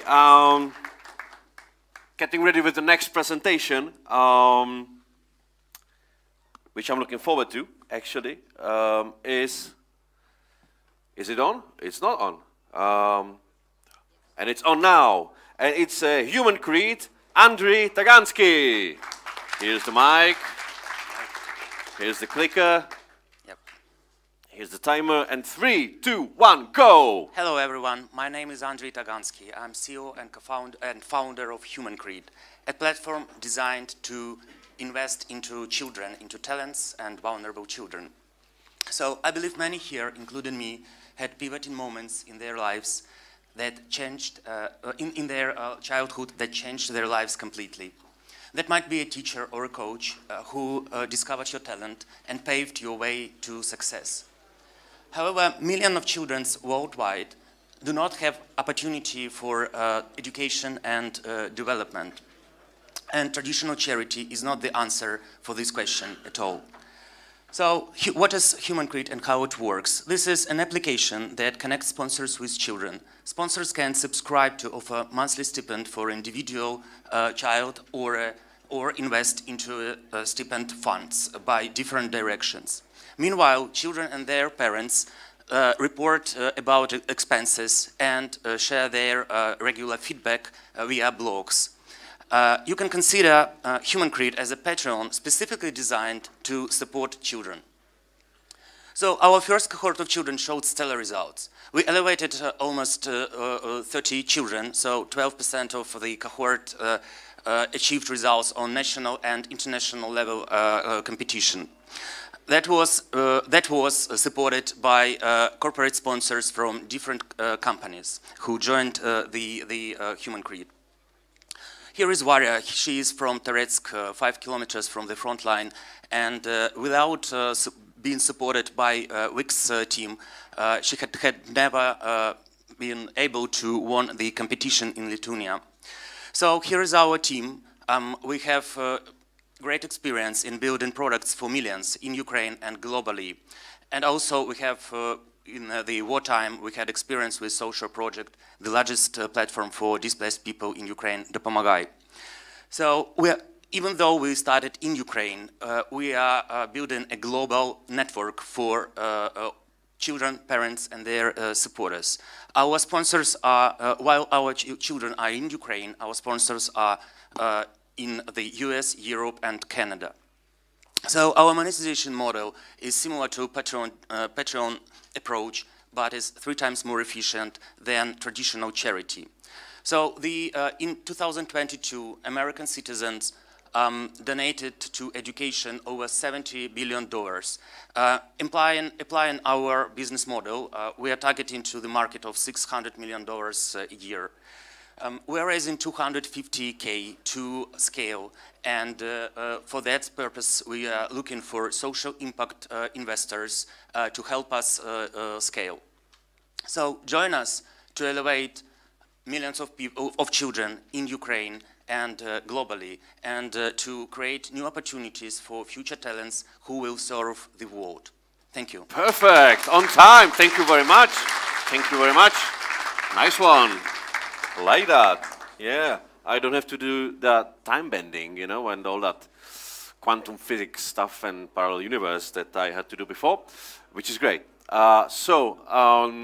While we are waiting for the next presentation, how are you guys liking the presentations? Do you like it? Is it good? Yeah? All right. All right, nice one. Yeah. He comes on stage and people applaud. All right. And from Wheelkeep, it's Andriy Derach. You go. Yeah, you can clap your hands again. Perfect. Hi, so this I'm is Pavlo, but it's still good. Sorry? I'm not Andrei. He's my co-founder, but doesn't Is he? matter. Yeah. Perfect. you look alike, you know, you're twins or something. Yeah. Oh, sorry. Okay. Anyway, 3, 2, 1, go. All right. Good afternoon, ladies and gentlemen. My name is Pavlo. I'm a co-founder at Wheelkeep, where we aim to ensure sustainable transportation by making bikes connected and secure. And we start with the bike theft because this is really a wicked problem. On the one hand, we have cyclists and insurance companies who care about bikes being stolen. On the other hand, we have bike manufacturers and retailers who rather benefit from thefts. In the end, we have recovery rate which is not more than 5%. And just to give you an understanding of the problem scale, only in the Netherlands, people lose 600 million euros yearly because of the bike thefts. And with this, they lose their sustainable transportation. So we want to fix this problem, and we think that Wheelkeep is the glue that can unite those stakeholders with opposite interests by delivering the IoT-powered solution, which helps to prevent thefts, helps to recover bikes in case of theft by collaborating with private security companies and police, whom we already have on board, and enables cheaper insurance. This is how it looks like. We have IoT-like hardware which is installed inside of the bike and replaces the normal bike part to another smart one. And it works on a cloud and collaborates with end customer, owner of the bike, security companies, and insurers. Now is the perfect timing to put this solution on the market because of the eco-transportation trend, and the e-bikes are getting more and more expensive. Electrification, and with the e-bike sales, theft rates are growing as well. And the other thing is the regulatory advantage, which is gradually coming on market. Netherlands, as the pioneer in the bikes, they already starting to do the certification of the trackers, and only in that case you can actually insure your bike. Our business model consists both from hardware and software sales. In terms of software and services, we have a few plans. The first one enables only the tracking and the preventive features, and the premium one gives the full peace of mind to the owner of the bike, because either we bring bike back or we give a new bike.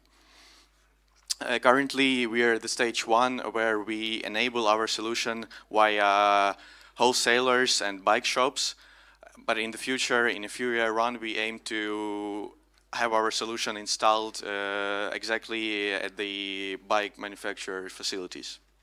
We have excellent team, passionate cyclists who want to fight the bike theft, and even though we are young, we are well coordinated, and we have worked together for several years, conducted different projects. 10 seconds. We already conducted pilot tests in the Netherlands, which had become our home market because of the situation in Ukraine. We acquired letter of intents from the wholesalers on the key markets. Now we are ready to expand, and we are looking for funding to do this, so please let's have a chat if you'd like to join us. Thank you. Let's have a chat. Yeah. Thank you very much. Thank you. And we are moving forward with the next presentation, which is being uploaded from the space. And it's there, exactly. You know, if you wait, it comes. From Spendbase, Sofia Shrebenyuk. Right. I really tried. Here's the clicker. Here's the mic. Yeah, exactly.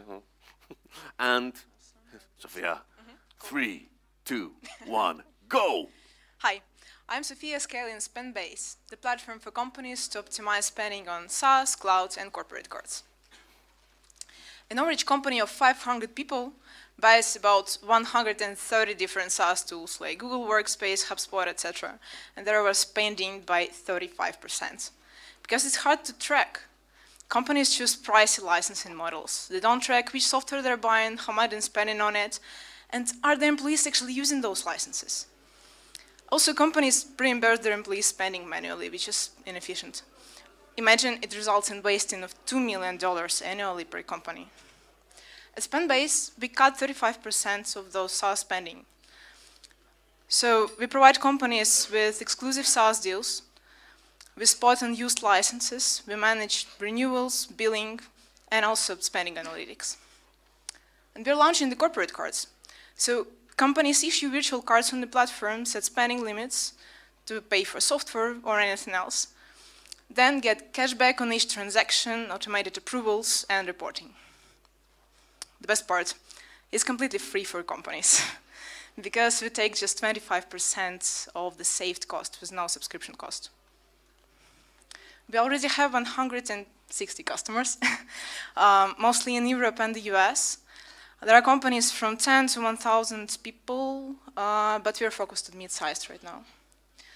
Our partners are MasterCard in the US and the UK. They're providing us with non-equity launch support. And the processor is Stripe Payments, and the BIN sponsor is Morvant. We're bootstrapping, and we have 130K MRR right now, growing 22% month over month. Yeah, we're a team of 75 people already, and all the leading roles are basically taken by people from 5 to 10 years of experience in Luxoft, the Privat Bank, like the biggest bank in Ukraine. So we're ready to shake up the market. Thank you. I'd love to connect with you and cut SaaS costs for your fellow companies. Thank you. That was wonderful.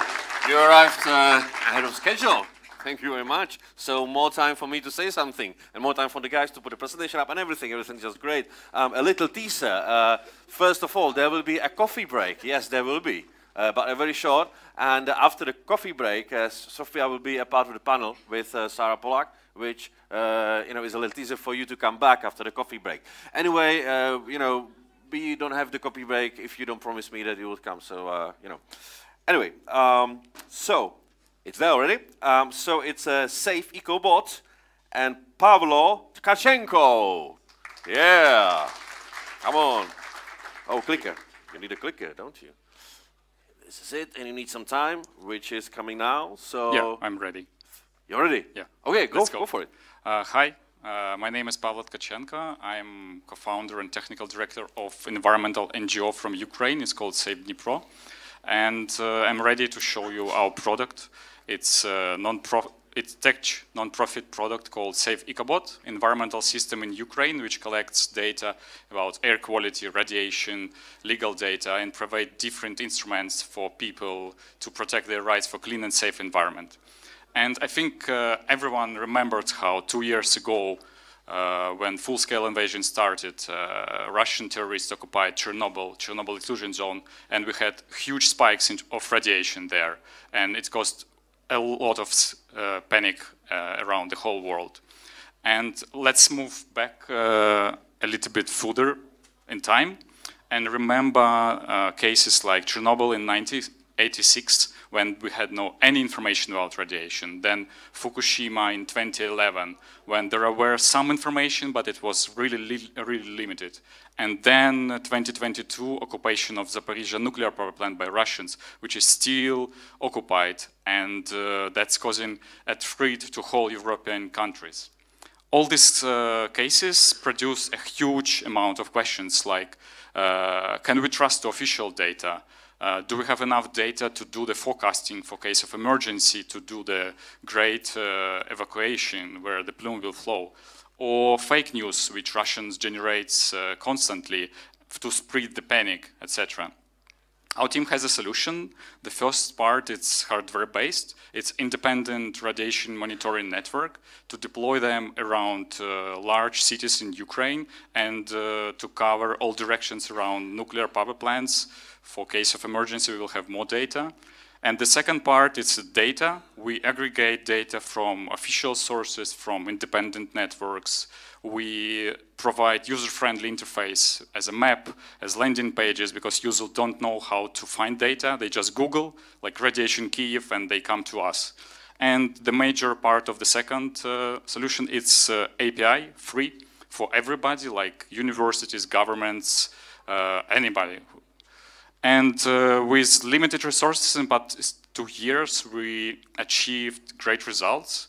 We got more than 7.5 million unique visitors from around the world, which were searching for what's going on with radiation in Ukraine. We installed more than 65 sensors in Ukraine for radiation measurements. We edited 14 languages for people to search and find information.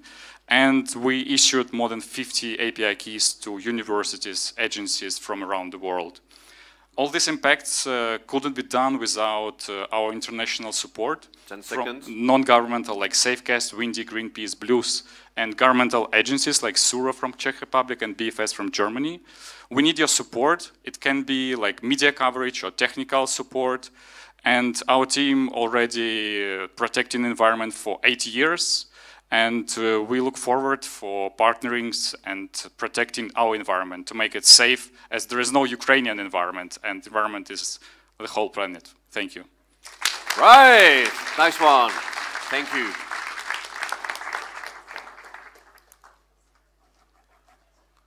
Yes, exactly. The next presentation is being uploaded. Yes, it's you, man. Yes, it's you. And it's from Fintelect, Yegor Walovsky. This is the mic. This is the clicker. Don't mix them up. Don't mix them. Okay. Okay. What a second. And 3, 2, 1, go. Hi, my name is Igor, and let's talk how small service agency can get more profits while doing less finances with Fintelect. Let's be honest, nobody is really in love with the Excel spreadsheet. I used to hate it in my previous business.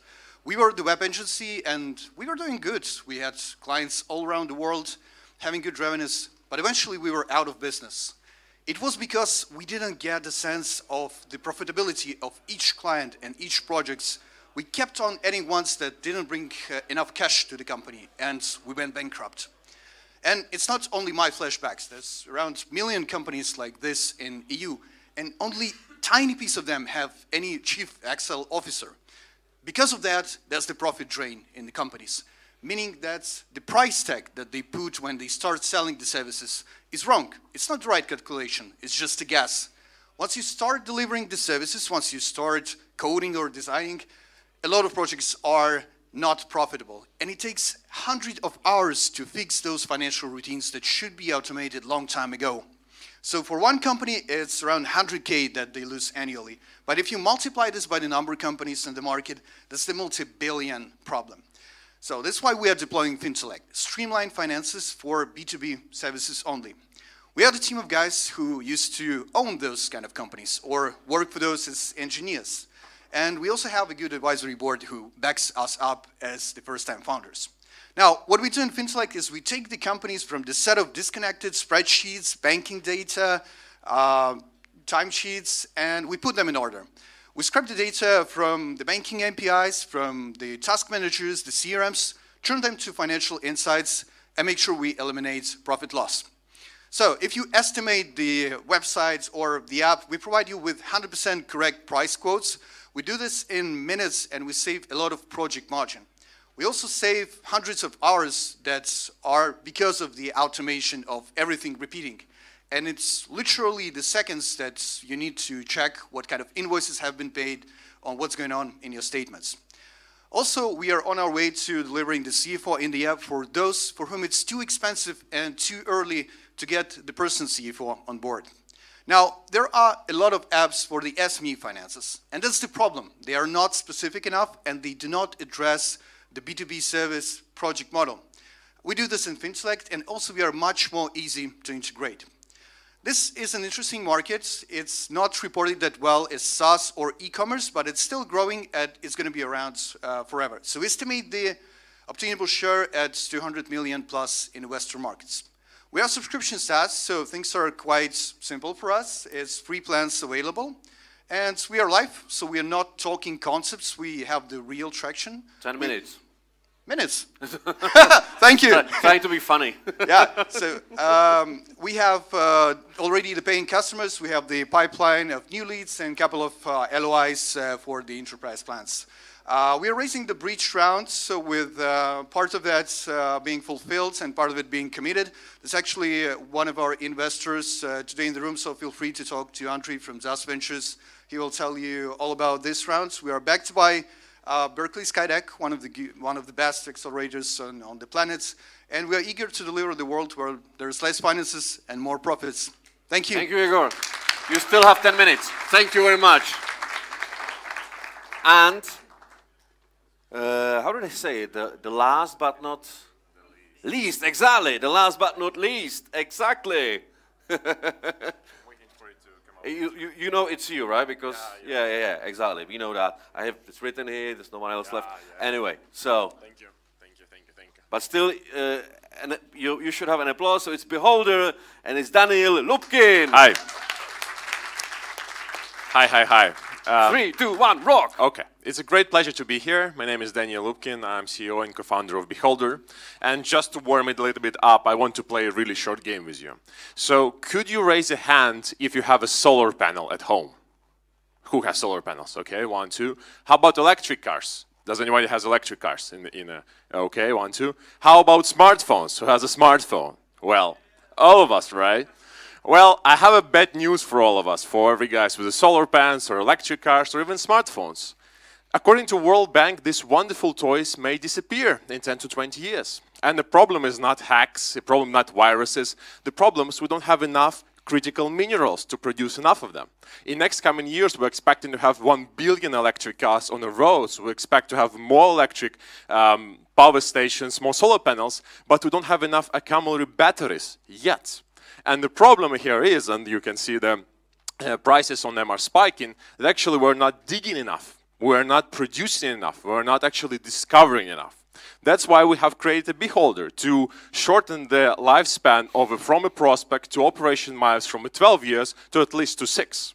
Beholder actually is artificial intelligence for critical mineral discovery. So how does it work? Basically, we have a lot of layers of data. It's satellite imagery, ground data, all other sorts of data. Then we have artificial intelligence, which chew it up, and then it helps geologists to make a prediction. We're not replacing geologists, to be clear right here. We're helping them to have more information and create a better solution and discover more minerals in the future.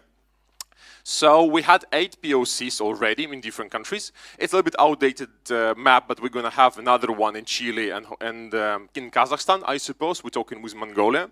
And actually, they're really good that I have these slides right here. If you have any mining experts or any connection to the mining industry, we're looking for clients right now. Czechia is a wonderful example of already operating mines we can help. So let me skip that one. Our customers over here, we had the projects in oil and gas before, but right now we're working mainly with the critical materials. One of the wonderful pilots, just for you to understand how technology works, basically it was in Chile, and there's a heat map where we predict that there may be copper over there. Right now they're in the process of a diamond drilling, so fingers crossed if we're going to find lots of copper for all of us next day soon. There's other pilots. I will skip all of those. Our business model is based on B2B and B2C. We have a lot of pricing over here. But generally here I'm for B2B clients to look for. As you don't have a lot of time left, so let me just end up with this. We already have raised our round. Love it. So yeah, we raised our round, so you can actually upload for that one. But after than that, but no, not be derailed. So I see exit, so I applaud. Yeah. You've got 5 more. Just to sum it up, I mean, because I'm last, I have a privilege to say thank you for this wonderful attention for Ukrainian startups. And as mentioned, if you have anyone you have in mind who can be a client for us and to dig more of it in Czechia or to help them for ecological monitoring, please reach me out. Thank you so much, and Slava Ukraini! Slava Ukraini! I take the exit, man. Thank you very much. Awesome. Wow. This has been pretty cool, right?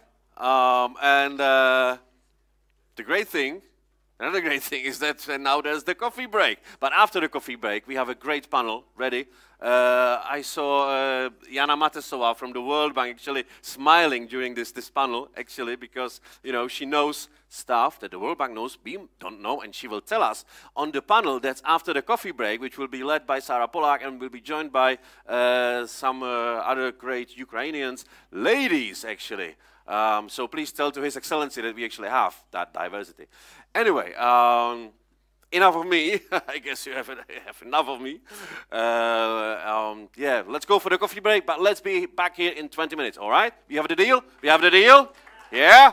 All right, coffee break.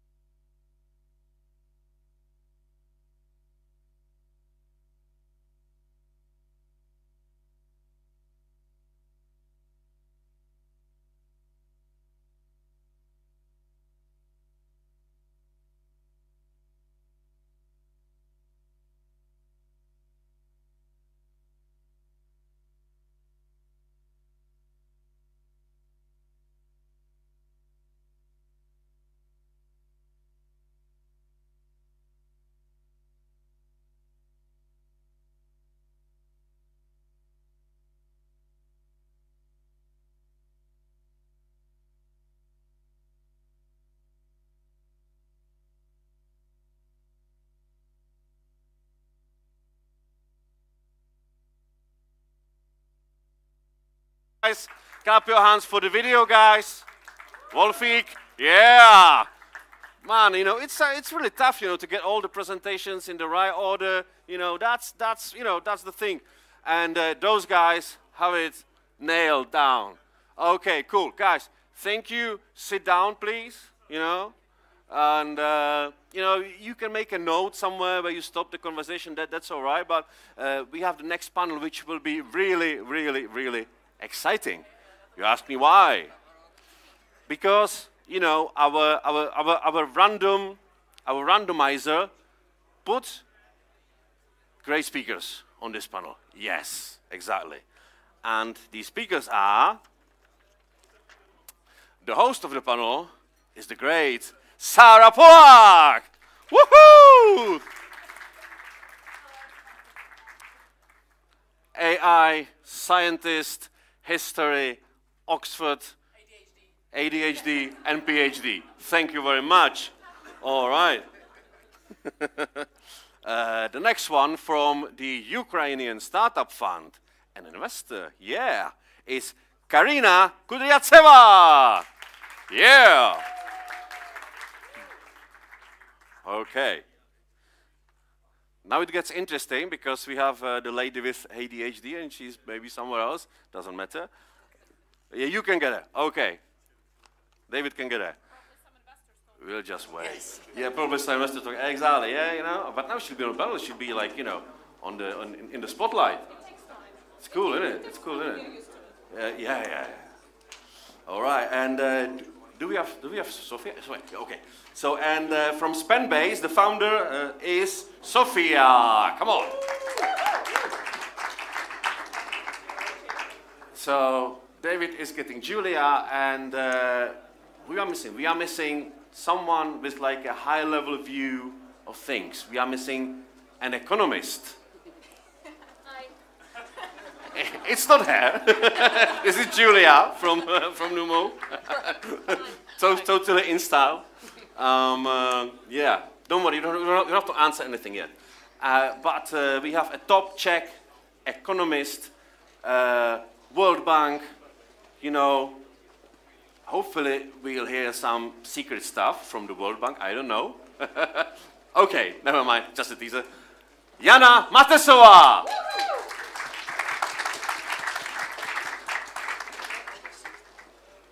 All right, everyone's got a mic? Nice one, okay. Sarah, take it away. Thank you so much. When you called me out, it was like you were introducing an MMA match. I'm a big fan of that energy. Yeah, nice, okay, very good. Ladies and gentlemen, it's a huge, huge honor to be here.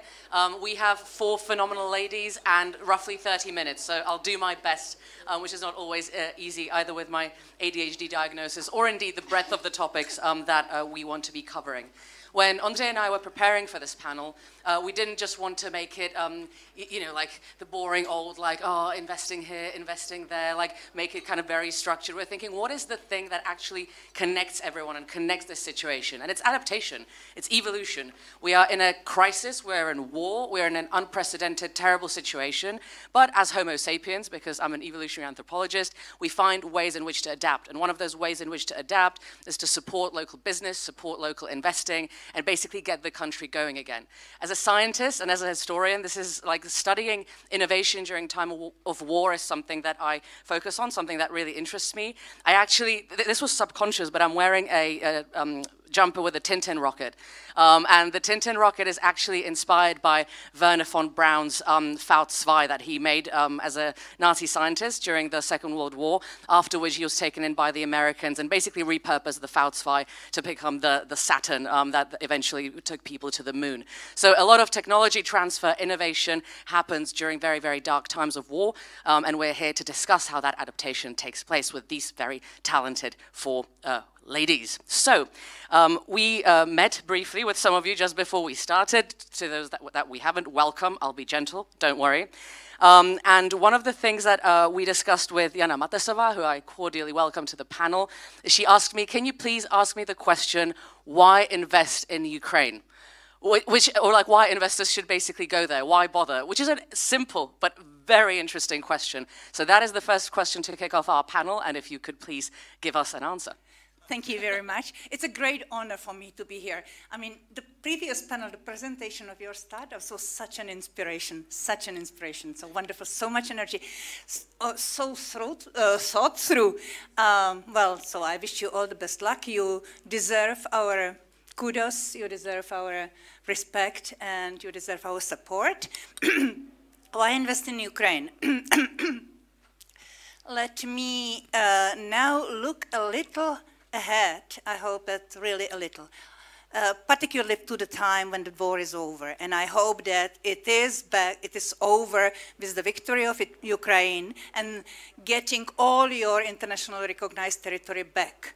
This is important also for investors because getting all your internationally recognized territory back means we get back to the mutual security principle in the international law, for which I can tell you in the past 20 or 20 plus years, investors didn't price in the risk of in investment grade countries, whether they were investing there or doing business with those countries.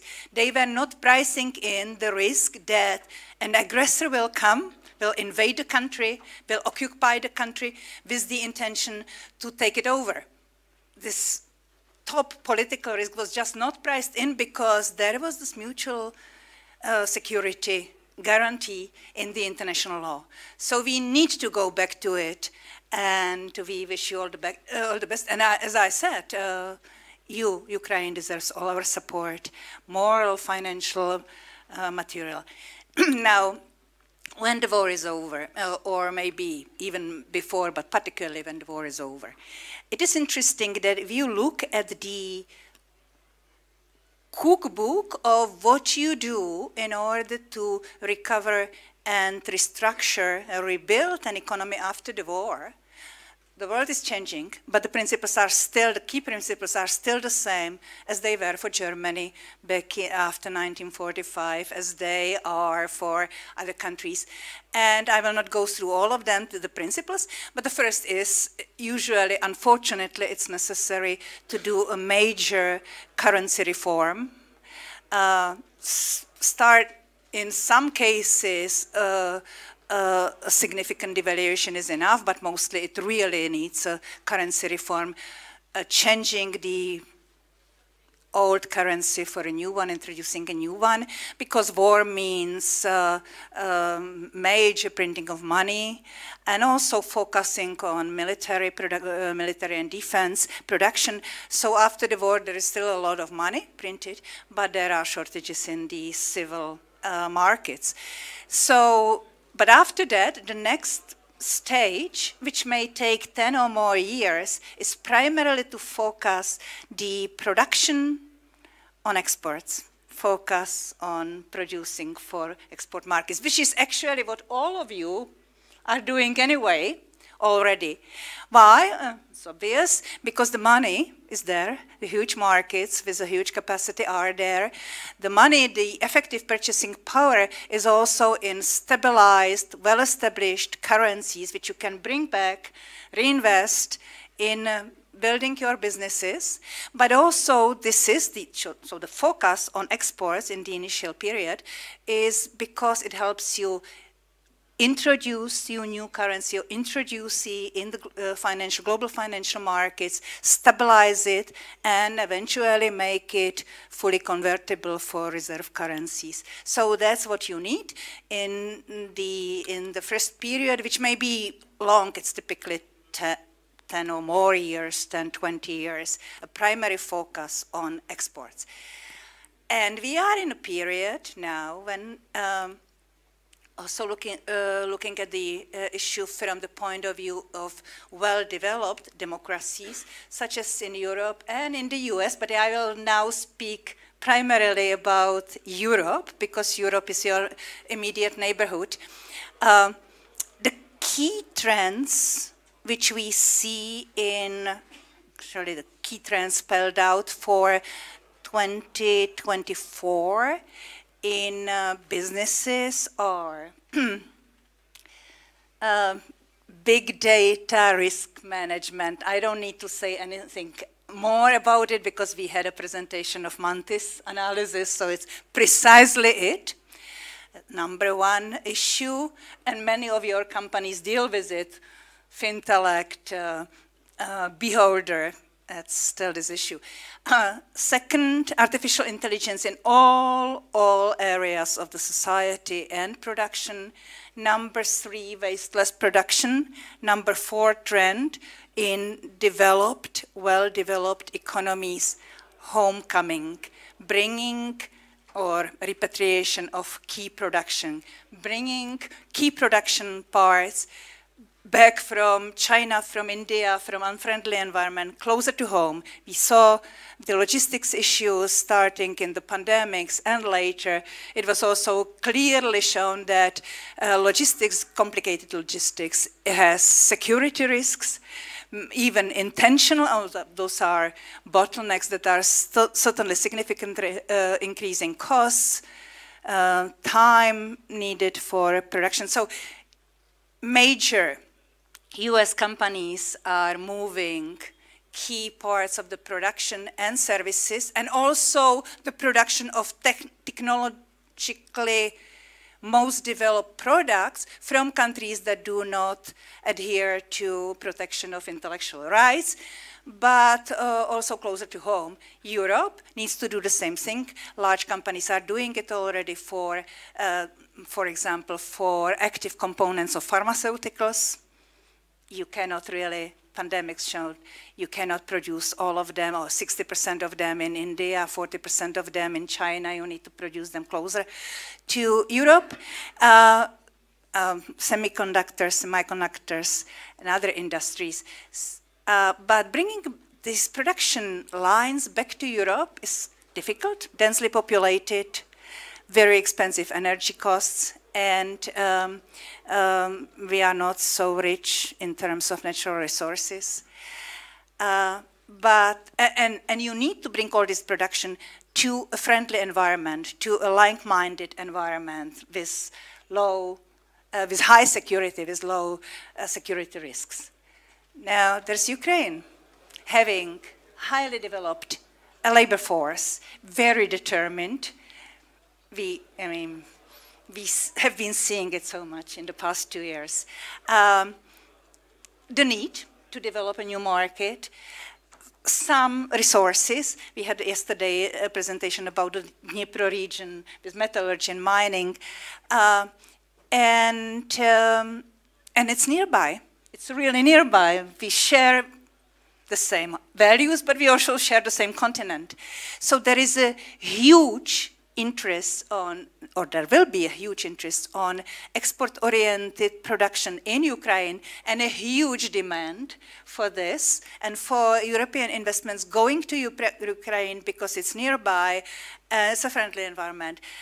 Key parts of production can be produced there, so a huge interest there should be a huge interest from the part of European investors, European companies, and so I hope that this time when we really can work together on post-war recovery and rebuilding is coming very, very soon. Thank you very much.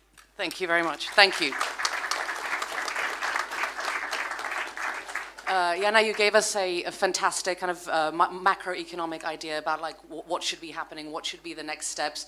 We see this a lot in AI. We discuss this a lot with our friends at universities, is that through a series of regulations and unfortunate events and sometimes the occasional bureaucratic hurdle, Europe is coming down on the kind of competitiveness level in innovations, in technology, and kind of reinvigorating that market, diversifying it, and also securing it is definitely very important if we want to stay relevant globally. Global players. What you kind of alluded to is that there is a lot of different players in this game. There is the state, there's the private sector, there's academia, and adaptation sometimes doesn't come naturally to some of these institutions. However, there are exceptions. And we chatted briefly with Karina just before the panel, how you adapt to the situations, to the unpredictability with your fund. What do you do? How do you show that kind of Captain Nemo adaptation, evolutionary vibe to survive the difficulties? First of all, thank you so much for the question, and I would like to take the advantage and thank once again the organizers of the Invest in Bravery. Your applause, please, dear audience, because actually that huge amount of work that David was doing, Andrzej, together with Vadim and Lola, actually we understand that it's enormous amount of efforts and job, and it's definitely not our first interaction, definitely not our last, and in the case of any kind of assistance that you keep on needing from us, we're happy to. Coming back to your questions on how did we adapt it, we constantly laugh at the USF that we are like a very first governmental startup, because when you start doing the activity like that, no one believes you. For all of those who probably do not know what I personally do or what the USF does, we are one-of-a-kind state agency that supports the early stage startups in Ukraine. Once again, governmental one. We were funded 4 years ago by the Cabinet of Ministers of Ukraine, and by this time we have funded Ukrainian startups on a total amount of $8.7 million US. We have done more than 380 investments, if I'm not mistaken, and more than 7,000 applications in our pipeline. So I know that there are numbers of investors sitting here. With some of them, we know each other. With some of them, don't. So if you're interested and open for the Ukrainian markets, we're happy to open that door for you. And of course, when the big war struck down us, we had to act not only as a fund, but as a governmental institution. So we quite fastly shifted our main spheres of activity, because before the war we were quite focused on the general topics, like excluding the alcohol, the weapons, and everything that probably is on the words right now. And we become the very first early stage investor in Ukraine, and the biggest one that invested in defense tech. We have established a dual-use grant program, which is aimed to support all of those projects that will not only fasten up the victory, but also will help rebuild Ukraine. So it's 5 industries: cybersecurity, defense, infrastructure, education, and health tech. By that, we have given more than $1 million US to the early stage startups here in Ukraine. By that, it actually turned out to be and transformed into a military tech cluster, Brave One, which I assume many of you have heard, which now has more than 1,000 applications in their pipeline. Those are different solutions. Most of them are already working on the battlefield and helping us bringing up the victory faster. And yes, we have many, many more to show. Within this time, we have brought only 11 startups here. Like, I guess 7 of them are USF alumni from different programs or the grant program or initiatives, but there are many, many more to show. And of course, by that, we have switched because the needs of the governments are different. The needs of the country is different, and unless we fasten up the victory, there will be, unfortunately, nothing to battle for. Like, nothing will be mattered, and we all understand that. That is why we have actually become the very first runners in all of those drone hackathons, drone demo days initiatives, together with the Army of Drones, which is quite active. You probably know about it, and if you want to support it, you can go to United 24 and donate some money for the drones to, like, kill some Russians, but let's not focus on that. Let's come back to all of the initiatives and, I guess, the great startups, which are the main focus. With the war coming, of course, there was many decisions that were supposed to happen. And one of them is not stopping the innovative voucher program, which is actually more about bringing Ukrainian startups to the different delegations. Probably you have seen Ukrainians stand at the Web Summit, CES, TechCrunch, all over the world. And this is actually a great showcase of the Ukrainian technological potential, because even when you come to the exhibitions like that and you see the Ukrainian booths in there, oh my God, but you have a war in there. Yes, but we have like businesses that are still existing, they're still developing their solutions, they're still battling to save the whole team, the salaries, like, I don't know, come up to the new markets and all of that, without the lights, under the rockets, and with all of the other obstacles that may appear while building a business in Ukraine. We have a great initiative called Advantage Ukraine, and its slogan is basically, it's risky to invest in Ukraine, but it's riskier not to. And it's actually a great showcase with all of the rise of the military tech, defense tech, and all of those solutions that are still battling and striving to do more. Because of course, with the big war upcoming, we have received a generous amount of attention from the world, but we don't want any kind of discounts for the startups given. We want them to be treated just as any European, American startups. Invest in them not because they are Ukrainian, invest in them because they're good. And this is a great showcase and a great opportunity for all of the Ukrainian founders to take that opportunity, to take that advantage, and to showcase globally. And to showcase their product without any kind of additional assistance, I would say. But us as a governmental fund, we're striving to help. Like, I believe supporting initiatives like this, different kind of developed ones. I cannot but mention, actually, there was the information today, or the thesis from the welcome speeches, that government doesn't know how to do the investments. Like, I remember that. And actually, according to the USF statistics, if we generate the information on our alumni, we know how to do it, because each dollar that we have given on our founders attracted 6 times more.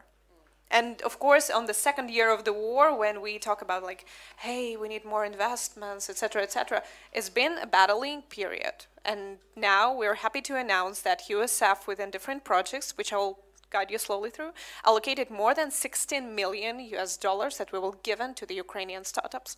12 of them is a part of the is a project called Seeds of Bravery. I believe that many of you have heard about it. It's a pan-European consortium which is aimed to develop and support the early stage startups in Ukraine, deep tech startups. We have 21 members of the consortium. 19 of them are from the European Union, and this is just one of the projects.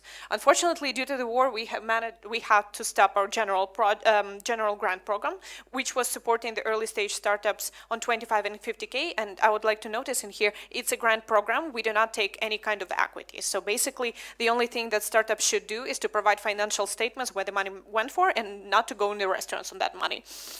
So now we're happy to announce that we've managed to continue this project with a generous amount of donation from the Western NIS Enterprise Fund on a $2.5 million, which is actually a great initiative. And what my colleague from IT Ukraine Association mentioned today on the Horizon Capital huge fund on $350 million, which will be also allocated partly to the Ukrainian startups. And what might not be a greatest, I would say, proof of the Ukrainian sustainability in the startup world, Ukrainian potential, then all of those money allocated, all of that belief that we see from American VCs, big companies, European institutions, European venture funds that are ready to invest. Probably you'll have some kind of a small discount because of the war situation, but we do hope and we do believe that this is the investment that will buy itself off. So invest in Ukraine, invest in them now, invest in all of those founders that you'll be able to meet up, and I'm happy here, and I'm here to chat in case you want to invest in more of the startups. Thank you. Fantastic, thank you so much, amazing. I love what you mentioned about, like, you know, don't kind of take pity on us just because we're Ukrainian. We don't want your handout and your charity. We want a partnership, and we want to build robust companies and robust economy. And I think that's an incredible mindset to have. Also, in terms of the adaptability, I think we can learn a lot from the way that the Ukrainian government is working in a lot of ways, and it can serve as a blueprint for other countries to take inspiration from. I hope that you'll not have to take this road. Well, definitely. Yeah, fair enough. Not the one you're going to get Absolutely, into. fair enough. I mean, yeah, you're very right. But I was, it reminds me of a discussion I had with a friend from Estonia, and also, like, you know, having been plundered by the Soviet Union, they said after the Russians left, we basically had potatoes and a lot of lakes, and that was it. And then boom, suddenly you have Skype, you have the most progressive e-government I've seen in a long time. They use blockchain for medical records and patient data. Incredible move. And he said because we had no other choice, we had to become become robust and adapt to the evolution. So, of course, under very pressing and more dramatic circumstances, but it's amazing to see how you're adapting, and I wish you all the very best. Ladies and gentlemen, we only have roughly just over 10 minutes, which is stressful. So I will ask you two ladies, and then we'll do a quick fire round together. And then, of course, if you want to catch these esteemed ladies at a coffee or a cheeky wine, you can do so. I wanted to ask you, Sophia, at the start of the Ukrainian conflict, at the start of the war, we put together an organization called Technology Resistance, where we basically wanted to create these partisans that would help monitoring cyberspace, send hardware to the front lines, and also just educate maybe NGOs not to post what times trains are leaving Ukraine, because that is pretty sensitive military data and can be abused, and then strikes can be targeted. So we try to do a lot of education on that front. You work in a cloud-based startup that works with the cloud and cloud services. So obviously your traffic and your customers are not geopolitically confined to the Ukraine or Europe, in fact. So how is business from also like the cybersecurity perspective, like basically how's life in the cloud compared to the horrors that are going on in the ground? How do you basically kind of make those two strategies go hand in hand? How do you adapt those two different worlds? Sorry, that's a big philosophical question, but take your time. But I'm just interested how you have adapted maybe your sales strategy and your positioning as well during these times of crisis. Okay. Like basically, maybe that's because I work in this sphere. I don't see the difference. Like I don't see the two worlds we have to adopt with each other. In terms of the sales strategy, like we actually work as any other company, reaching out to companies and sharing the value proposition, etc., not focusing on where we are from or something. Like we're just making the global product for global companies, and that's it. Like in terms of the crisis, of course it really affects like on how we work in general, but it's not because we work with cloud. Like in terms of the crisis, we just take the context of the situation and we adapt to it. So for example, we have the bomb shelter in the office. We basically work with iHub, which is one of the organizers of the conference. So we have our speaking rooms in these in the bank, basically. So it's safe. It's literally safe. And we work from there to be able to continue working even though there are missiles flying to and there. We understand the context when our teammates can come to the office because like it's struck just near their house, for example. At the same time, I think the main strategy is we just work a lot. Does it count? Yeah, I'd say something like this.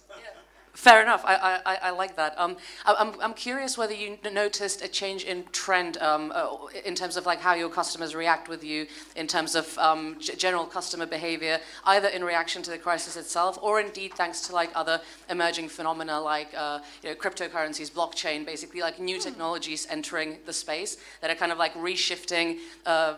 After all, like even like the way that people perceive states and their belonging to states. We have this new emergent phenomenon of the network state. People are trading money in parallel. DAOs are starting up. So I'm just curious whether you've seen any change in the last like year or two. Well, in terms of communication with customers, it's mostly like it was before that. Frankly speaking, it's just when I go to the Google meeting and customers are like, okay, where are you calling from? From Kyiv. Whoa! How is there? I mean, but in general, people are just perceiving this absolutely okay and talk with us as with a general company. like being excited is about, okay, let's talk about your context because it's super different. Yeah, I'd say just this. And sometimes like we have off topics because it's just interesting for people to talk about war, about our context, about Ukraine. But yeah, that's it. Fantastic. I've got one more question in store for you, but I want to go to Julia because your Numo, I actually installed that a few weeks ago trying to battle my crippling ADHD, and I really liked the vibe of it. I was like, oh, this is great. And then I think I went to read about the Second World War, so I didn't like go and finish installing it, like classic. But there was phenomenal research published in February by the University of Pennsylvania that shows that ADHD people, or inheriting the ADHD trait, was actually evolutionarily beneficial for groups and tribes of hunter-gatherers. So it's actually an extremely adaptive trait. Yes. Brilliant. So given that you represent this neurodivergent aspect of life and this community, but also because you have a really playful, really vibrant startup, also in an incredibly kind of fresh and emerging space of mental health, how have you adapted to the situation, and how do you, what are your plans as well in the future? How do you plan to keep carrying on?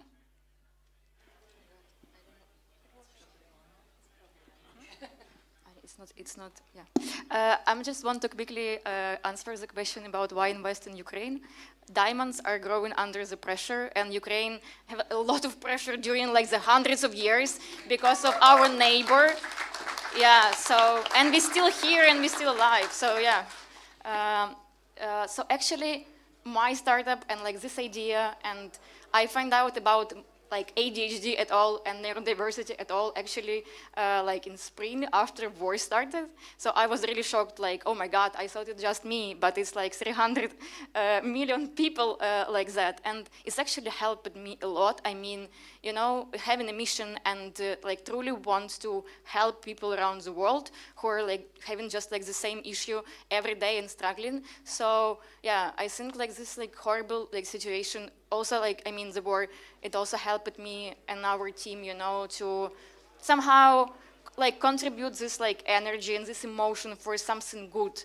And yeah, so I think it's like was a like really big supporter, just like to have this mission and find, I don't know, have our users that love our product.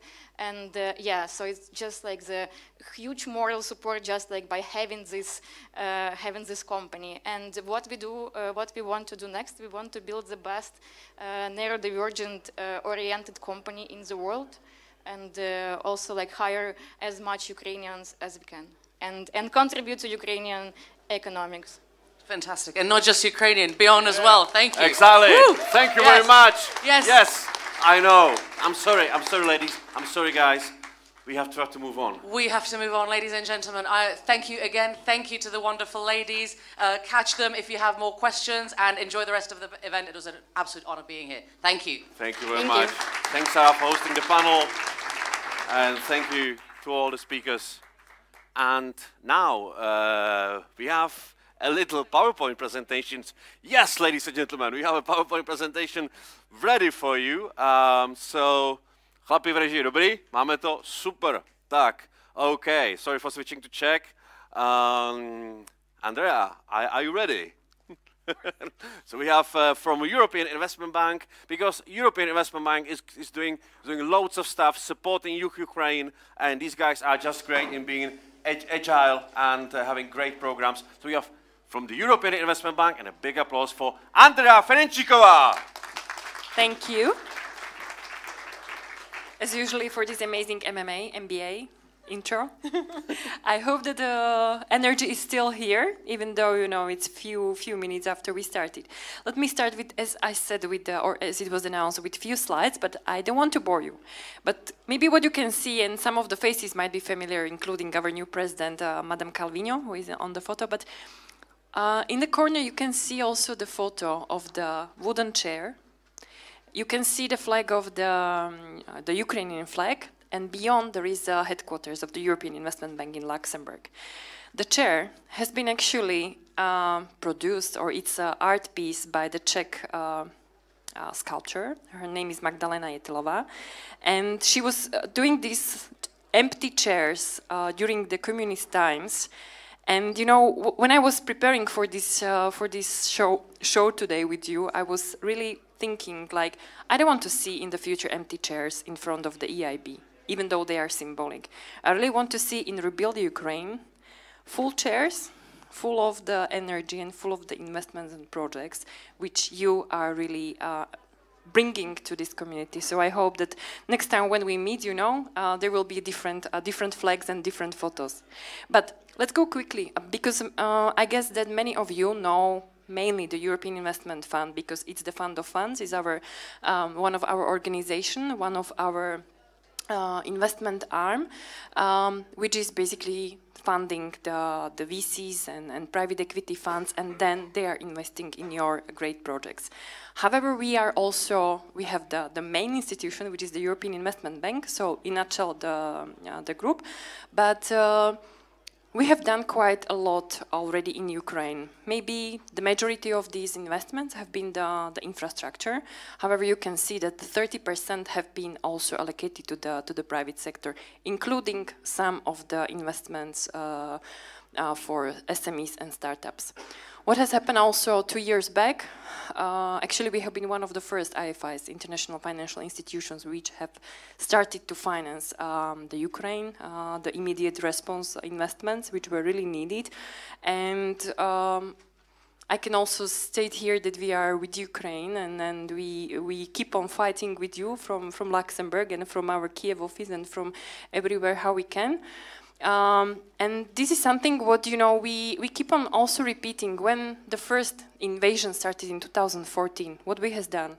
We have created the recovery program, and we were already back that time rebuilding Ukraine, even though it was a very sad moment to see that some of the hospitals, some of the infrastructure has been back 2 years ago destroyed. But you can still count on us, because we are here and we are bringing also the new EU for Ukraine initiative. And basically this is a new instrument because since we are in war and we don't have a solid programs to invest as the international financial institution in this area, we have created a new trust fund, EU for Ukraine. Now we are fundraising with many member states already contributing, and I'm very happy also to say that one leg of the financing goes into the impact financing. And one of the financing, which we have recently also announced, and it was actually the first operation from the fund, is, and many people have already mentioned that earlier today, is financing for the Horizon Capital Growth Fund number 4. So yes, we are already there, and we hope that not only this venue, but also maybe some networking afterwards can help to identify some new funds which can get the support, because hopefully you can count on our support. But I don't want to spend more time on my own, but maybe I will do it. You know, I don't know now, Andro, if you want to introduce the panel, or I can do that. Okay, so. We can do it together if you want. Whatever's better for you. Because I don't have your MMA intro vibe, so maybe you can help me. Right. So who we have? So first of all, we have from Seed Starter, the great Beata Verešová. Thanks for making it down. And we also have, all the way from Kiev, the CEO of the Ukrainian Venture and Private Equity Association, one and only, Dmytro Kuzmenko.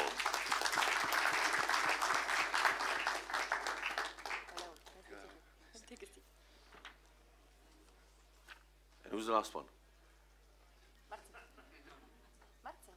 Oh, yeah, of course. I'm sorry. Martin, are you around? I am. You are? Nice to meet you.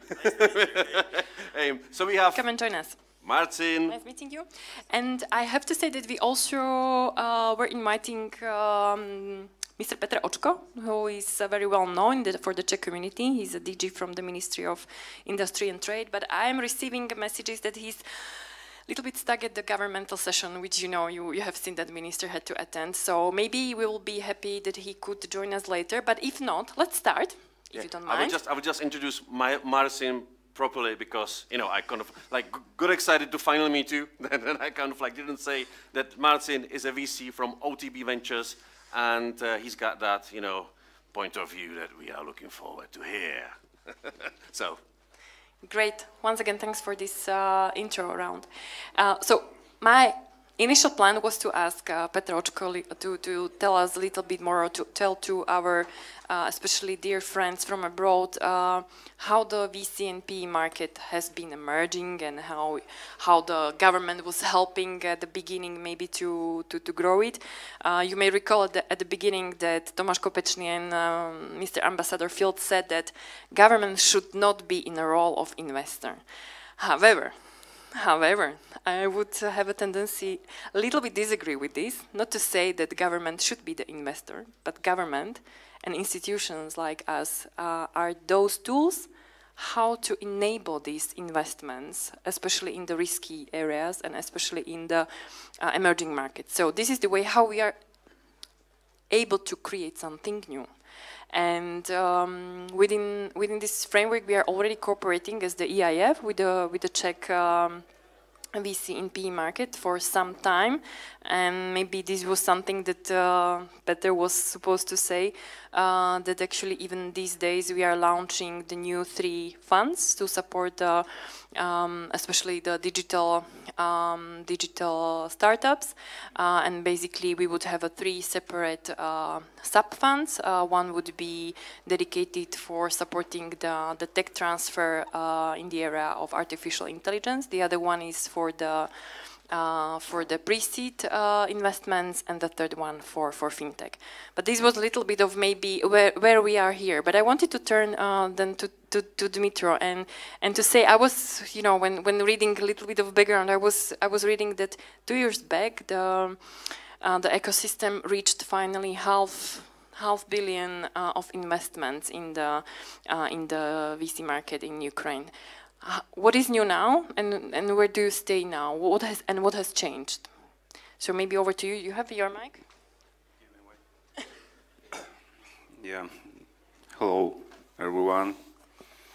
And as Andrei already introduced me, I will hop to the question and to the answer. The highest level of Ukrainian PVC investments was set up in 2021. It was about $882 million, and some part of these deals was not undisclosed. So we can say that in that year we had almost 1 billion of investments. But then in 2022, it's obvious. Everybody said that Ukrainian market is gonna lie down and that's it. Actually, that was not true. In 2022, we reached out more than $500 million in investments. Regarding 2023, right now we're working on the final research, on the final market overview. I believe we will stay on the same level, not bigger but not less. And actually I hope so, because forecasts were still pretty negative for Ukraine. Despite all of the circumstances, these are really great figures, I have to say. Actually, yeah, you're right, absolutely. And despite all the threats, despite all the situation in Ukraine in 2022, Ukrainian market managed to receive another one unicorn during this time. So because we're moving diamonds forward. are born under the pressure. We heard that from Julia already, right? Yeah. Thanks. And so I guess that you are also spending quite a lot of time being in the position of the chair of the association, by passing or trying to reach out to the new opportunities. So where you see maybe some bottlenecks, and how we can maybe, or how the international community can help to bring you back to the numbers of almost 1 billion. The main bottleneck is the level of risks it's obvious. If we are under the martial law, it's almost impossible to attract investment in the usual way. However, we launched a few initiatives related to co-investments or hybrid investments. There is an initiative called Ukraine 1% Investment Pledge. This initiative is partly working for this purpose. And one of the possible ways to stay on this level, I would say we should engage local investors, we should engage Ukrainian private investors, business angels. We should engage them to start investing in Ukrainian market again. Because after the invasion started, a big part of private investors, of retail investors, they decided at least to postpone any investment activities. But right now, as we understand that war is not over and maybe war won't be over in 1 year, we should get back to business. Thank you for that. Speaking about we have seen actually for a while ago how great potential that the startups in Ukraine can have, and I'm turning to my two other guests at the panel, to Beata and Martin, to maybe go a little bit in a depth how the Central European or maybe the Western investors could see their potential role. I think that Dmitry targeted very well that it's very risky to go there. So how you see that the Western investors could engage? Who would like to start? Beata, would you like to go ahead? If I may start. Please. I will do as politician, you ask something and I will answer something else. Sweet. I will jump back to the government shouldn't invest because they don't know how to. I'm 1 year off from the government duty and I'm still triggered by it. So honestly, it's really funny to say because you say like we are investors. Now I'm an investor. And we say like we are the one who should invest, and to say the government people, please don't invest. Please misbehave with our money. Please don't think as an investor.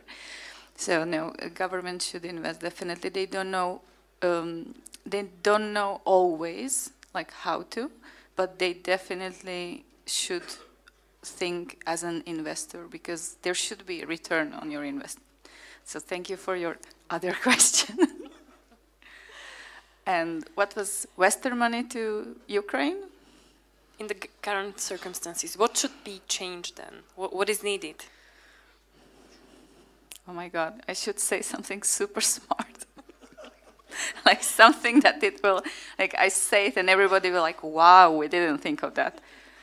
Honestly, I would say that money, like that's all. Like we can say that we can there bring knowledge and our, I don't know what, contacts, anything.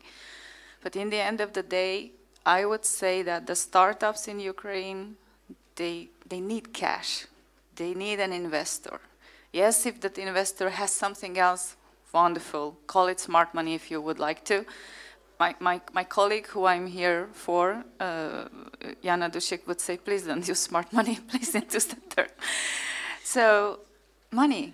I would say that we should treat it as investors see the opportunity and bring in money. That I don't know, maybe we should ask the startups and ask the Ukrainian environment, what do you need from us? And I don't think they would say, I don't know, your smart like words. Yes, something that we can put on a T-shirt.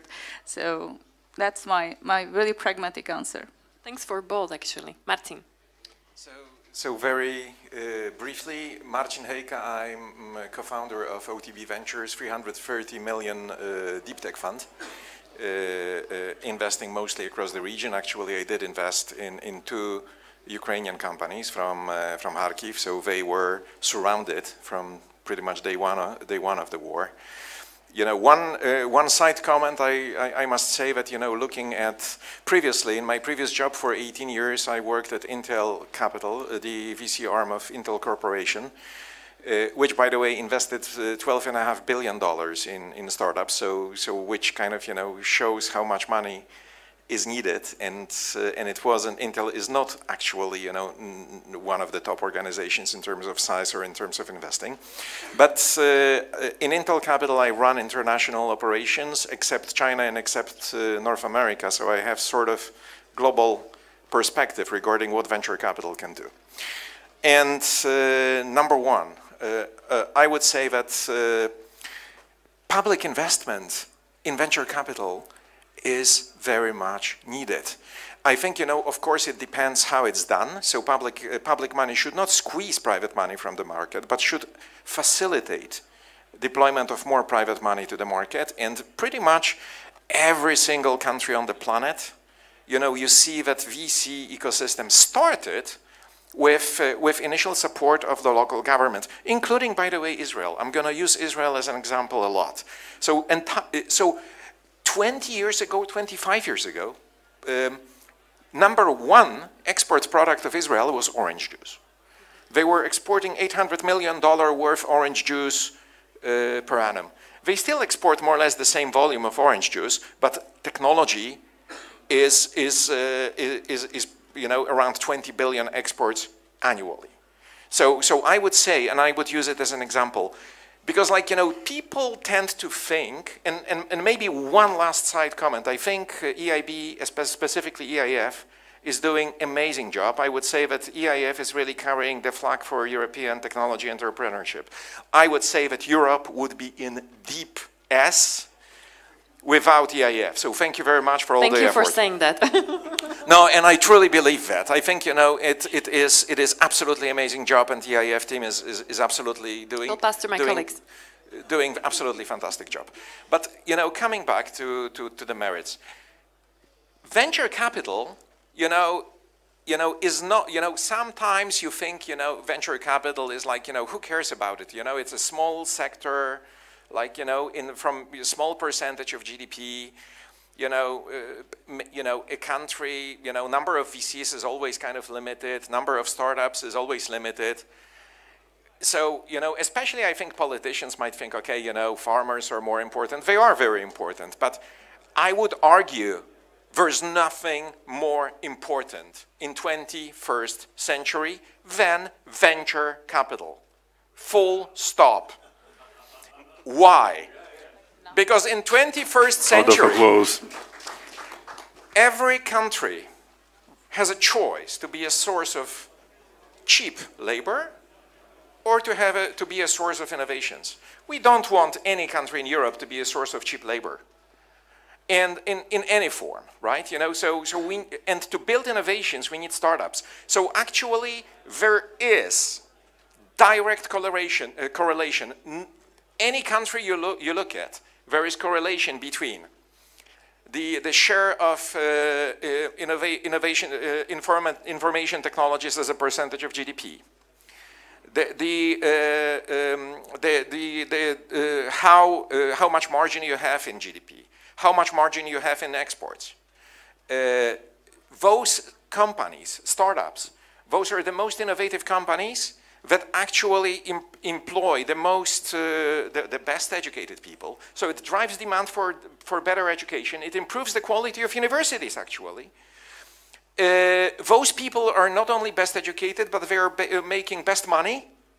So, and they create jobs related to research and development. So they are actually the most important growth factor for every economy on the planet in 21st century. And I would say that if anything, we should be more bold in funding development of VC ecosystem. I think, if we don't want to lose as the continent in the long-term game, in global competitive ecosystem, this should be priority number one. And I think, we have tremendous successes in the region, by the way, we should be proud of. I don't think we are bold enough also in bragging about the successes. Because, once again, I promised to use Israel as an example. Actually, Estonia is country number one on the planet in terms of number of startups per capita. They have more startups per capita than Israel. And I would say that, but let's forget about Estonia. Let's catch up with Israel. And Israel last year had $18 billion investments in venture, in startups. Country with less than 10 million people. So I think, I can easily imagine Ukraine, by the way, most of people who establish startups in Israel have roots in this part of the world. So we should aim to achieve more or less the same kind of, the saturation of venture capital Israel has. So it would translate into probably like 50 billion plus annual investments in Ukrainian startups. By the way, the number for entire Europe is 56 billion last year. So it shows that actually, if anything, we should be way more bold in supporting technology entrepreneurship and venture capital ecosystem, because there's no other way to fund innovations. And once again, this is also experience. I spent a long time in US corporation. US corporations, you may think why US corporations decided to become very active investors in VC ecosystem. Very simple reason. Because the 90% of global R&D budgets are spent in corporations, but 90% of innovations are created by startups. Yeah. Thank you for this. So if you would then to say really like one, maybe some medicine for how the Ukrainian ecosystem could, take some examples from, I don't know, even Israeli one, what it would be, and then one for Ukraine and the other one for us in Europe. What should we do? So I would say that first of all, Ukraine needs to win the war. I think Ukrainian nation proved to be way stronger and way more resilient than anyone expected, including Putin. And very much hope Ukraine wins the war and regains all the territories, including Crimea, very soon. And I think everyone in this part of the world is fully supporting you in this effort. But because capital doesn't like risk, right? I think Ukraine will probably need hundreds of billions, probably the latest estimation I heard was 400 billion euro to finance the reconstruction, right? But I think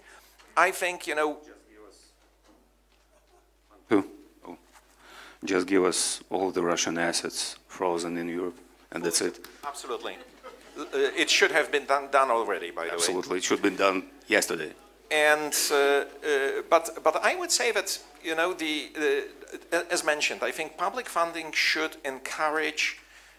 Venture capital is the only effective tool in funding technology entrepreneurship. Grants don't work. Banks don't work. It can only be venture capital. So I would encourage. I would probably replicate Yozma project. Once again, Israeli example. How Israel moved from being the source of innovations, from being a source of orange juice. Government gave money to first-time teams. There is a lot of people, Ukrainian people working in good funds in the US and Western Europe. They should be given a chance, there is a program for you. If you decide to leave your job and come back to Ukraine, you're going to get a fund. Thank you for saying that. I guess that Ukraine maybe does not have yet money to create such a programs, because now you really have to finance the critical infrastructure. But you may remember from my slides that we have just supported the investment into the Horizon Capital, and this is the way how we can help, bringing the European money, investing through the local funds, and then supporting the system. And I hope that we can see much more of these examples. But Dmitry, you mentioned you're whispering, you're like, risk, and then insurance. So what Actually, really we get used to this risk. Ukrainians, they get used to these risks, but these risks are unacceptable for the regular European investment funds. So this is the problem, this is the bottleneck. Maybe another one tool to resolve this issue is some kind of guarantees, some kind of insurance, and so on. We have MIGA, we have KUKA in Poland, we have several more examples of war risks insurance, but we need more, bigger number of these opportunities. Can agree more. Can agree more here. Beda, you are now in the different chair. As you said, the 1 year back, she was still with the Czech Invest. And actually, I would have two questions to you. One would be maybe first in your previous times, because there are some nice and really excellent startups sitting here, and you have been working quite a lot with the incubator for the startups here in Czech Republic. So maybe what would you advise to these 11 brave startups who are in the room, how they maybe can increase their chances? That would be my first question. And the second one, what is Česká spořitelna Seed Start doing for them, or what can you offer? First question, what should I advise? Again, smart things. I'm so happy that you are putting me in this position that I'm saying the smart stuff. Okay, what I would advise. Honestly, just learn to sell yourself, like really quickly. Learn your one-sentence pitch.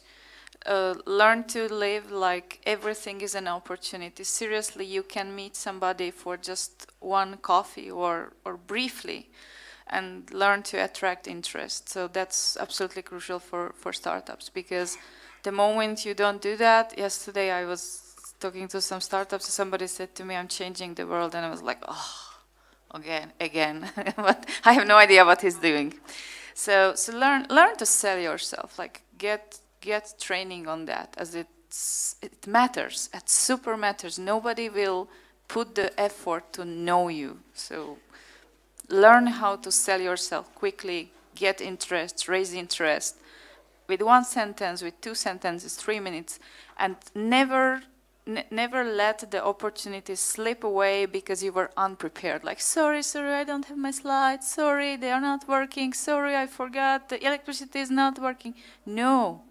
If you meet somebody, shake hands, and you have 2 minutes, you should get the interest. Had before, or 3. Okay, so that's the one. And the second question was... What is your current employer what I'm working doing now? That's really interesting. Hopefully everybody's interested. What you can especially offer for the Ukraine, if anything? I should offer something, okay. Česká spořitelna is within the Erste Group, and the bank has an idea that it's really nice to be a biggest one in the market. You know, this year is the 200 years anniversary of the bank, so it's like there's a tradition and everything. However, the bank is recognizing that doesn't have to be enough for the future, just to be the biggest and the first. And they really want to keep up the competition with innovation. And the bank really knows that not everything you can do yourself within internal R&D. So the bank decided, I don't know, years ago, 3-4 years ago, that they will have their own CVC, Corporate Venture Capital Fund. I think the nice thing is, and this is the reason I joined, that our intention is really to stay per se an investor. So we are not buying the startups, we are not buying teams to, you know, make our external R&D team or so. Our goal is to invest in startups that somehow we can cooperate together, we can bring customers, we can integrate them, we can work with them, we can give them money as well as an investor, but still we don't want to operate them as they are only ours and they need to keep only our interest. Please go to the market, please bring another round, please enjoy other segments and so. And I think that's really healthy. I found it really a good position in the market. And so actually very pioneering one, looking at the banking system here in Czech Republic. I would say, yeah, and a year ago started also the Seed Starter in Slovak Republic, and in the end of the last year, the Romanian one, so Bravery. So the goal is that in the local environment, we are trying to help startups, but we are not investing only to local startups. Our goal is to boost the innovation in the bank, so either for the bank or the clients of the bank, and not only banking, we are not looking for the next Revolut to acquire or something like that, we are interested in anything that's possibly good for our client, for us, within the banking. So not like, I don't know, ice cream, because our clients like ice cream, just to make it simple. So that's what we do. And I would encourage startups that if they have a product, anything that they think that we might use or our clients might use, and then just let's catch up. This sounds like an open invitation. Two quick questions also for Martin and then to Dmitra, and then I hand over back to Ondro. Martin, so what are you doing something very specific for the Ukrainian ecosystem now, or is it similar that you don't have maybe that risky instruments to invest in? Where are you? No, we absolutely do, and I think Ukraine has a track record of building global successes, and companies, and probably many people is not aware that companies like Grammarly, People AI, Data Robot, are actually unicorns, deep tech global successes coming out of Ukraine, and we actually keep investing in Ukrainian founders. As mentioned, we had one security, one enterprise software companies in Kharkiv. We just last week invested in another Ukrainian startup, actually in space technologies. Great. And we are so actually we very much hope Ukrainian startups are not already proven to be successful globally. Now maybe it will be successful with space tech investments. Will go even beyond Earth. And I think that's the best way, right? Providing there is a lot of talent. There is tremendous track record, and there is tremendous talent in engineering, AI, and software talent, and space tech talent. I think there is massive area regarding, for example, dual-use technologies that I would say Ukraine has become probably the global leader. And I know that dual use may sound scary to many people, but actually, if you think about it, now military realize that actually it cannot stay competitive, it cannot become effective without actually applying civilian technologies, including AI, including drone technologies, including robotics, including big data, including image analytics, etc., and space technologies. And I think, Ukraine actually has built probably, around 200, for example, drone companies, which are, I would say, probably the most advanced dual-use technology companies on the planet at this point of time. So I think opportunities are out there. Just more funding is needed, and actually, every ecosystem, every EV ecosystem needs to be local predominantly. So we need more Ukrainian teams running new Ukrainian VC funds, and I think it should be probably priority number one.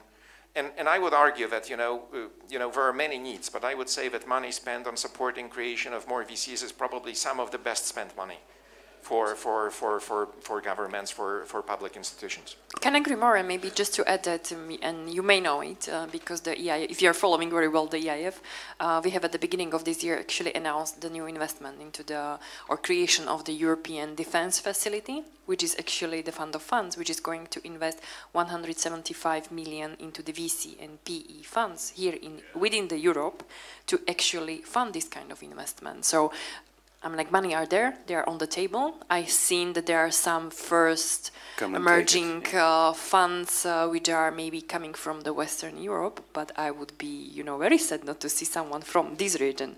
So just a small announcement from my side, and very last question, because I can already feel the breath of Ondra on my back. I had the word money, so I can't Mitra, to you. So I said that Horizon Capital is number one. Well, the fund that we have just funded from the new fund that we have created. Mm-hmm. Do you see more of them in the pipeline? Could you tell us that you are confident that we can finance more? Because we have some money left. I definitely see, and there are several highly experienced teams for this proposal. Unfortunately, there are some problems with the compliance. Yeah, that's a question to you, not to Ukrainian funds. But anyway, there are enough teams eligible to ask for this money. They have experience, they have courage, they have a great track record. So let's discuss. Let's find this the best match. And if you want me to provide you more information about these teams, I will do it. I hope that you will be a great facilitator to bringing much more funds to our sure. Luxembourgish hidden booths. And with this, I thank you very much for this exciting conversation. I'm very sorry that Peter could not join us, but I hope that maybe some of his colleagues in the room can say a few more words about what is the MPOP or the Ministry of Industry and Trade preparing and planning and about to launch. And now over to you, Ondro. Thank you. What a great panel. Thank you. Thank you. Really enjoyed it. Andrea, Martin, Beata, Dmitro, thank you very much. Once again, thank you. Bold answers, bold questions, and figures. All right, and this moves us to the last panel, which will be really interesting, actually, ladies and gentlemen, because we've heard about the Israeli ecosystem and how can it be inspiring, and so on and so on. And we will discuss this on the next panel, actually, because the next panel is going to be hosted by my co-founder of Invest in Bravery, Vadim Petrunin. And yeah, grab a mic, Vadim. Do you want to introduce your hosts, your speakers? Yes, and probably we would need another chair, but we could start. It will be, before introducing people, I want to say something that we forgot only on my own. I would like to gratitude 1 million people that actually make this event happen and many events happening. It's Ukrainian armed forces because we are here, they are staying there, and you should know what is entrepreneurship in Ukraine, because estimated it's about 10% of the military forces are entrepreneurs or self-employed people. So it's a huge amount of people and entrepreneurs who defend. And for me, those people are really brave entrepreneurs that defend us. And to understand what we are talking, we will be talking about how to innovate in Ukraine in such conditions, what's happened, what opportunities, and how we can pivot. And I'm very welcome to announce our speakers. The first one is Ili. Hope I spelled right. He's managing director of Synergy Capital. All the way from Israel, actually. Yes. Viktor Samoylenko from Aspici. Alexei Havrish from Armor. Jan Shapiro from Odessa Regional Development Agency. And Pavlo Herman from Wilkeep.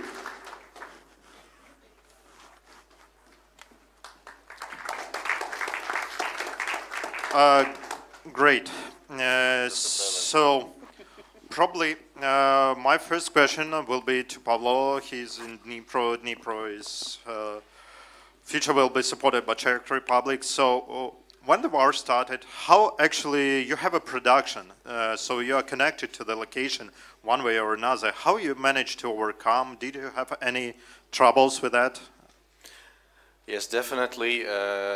I have to admit that the first months since invasion, we were completely confused and lost because we understood that the production that we were about to start was, well, we didn't even think about it because they were shelling and everything.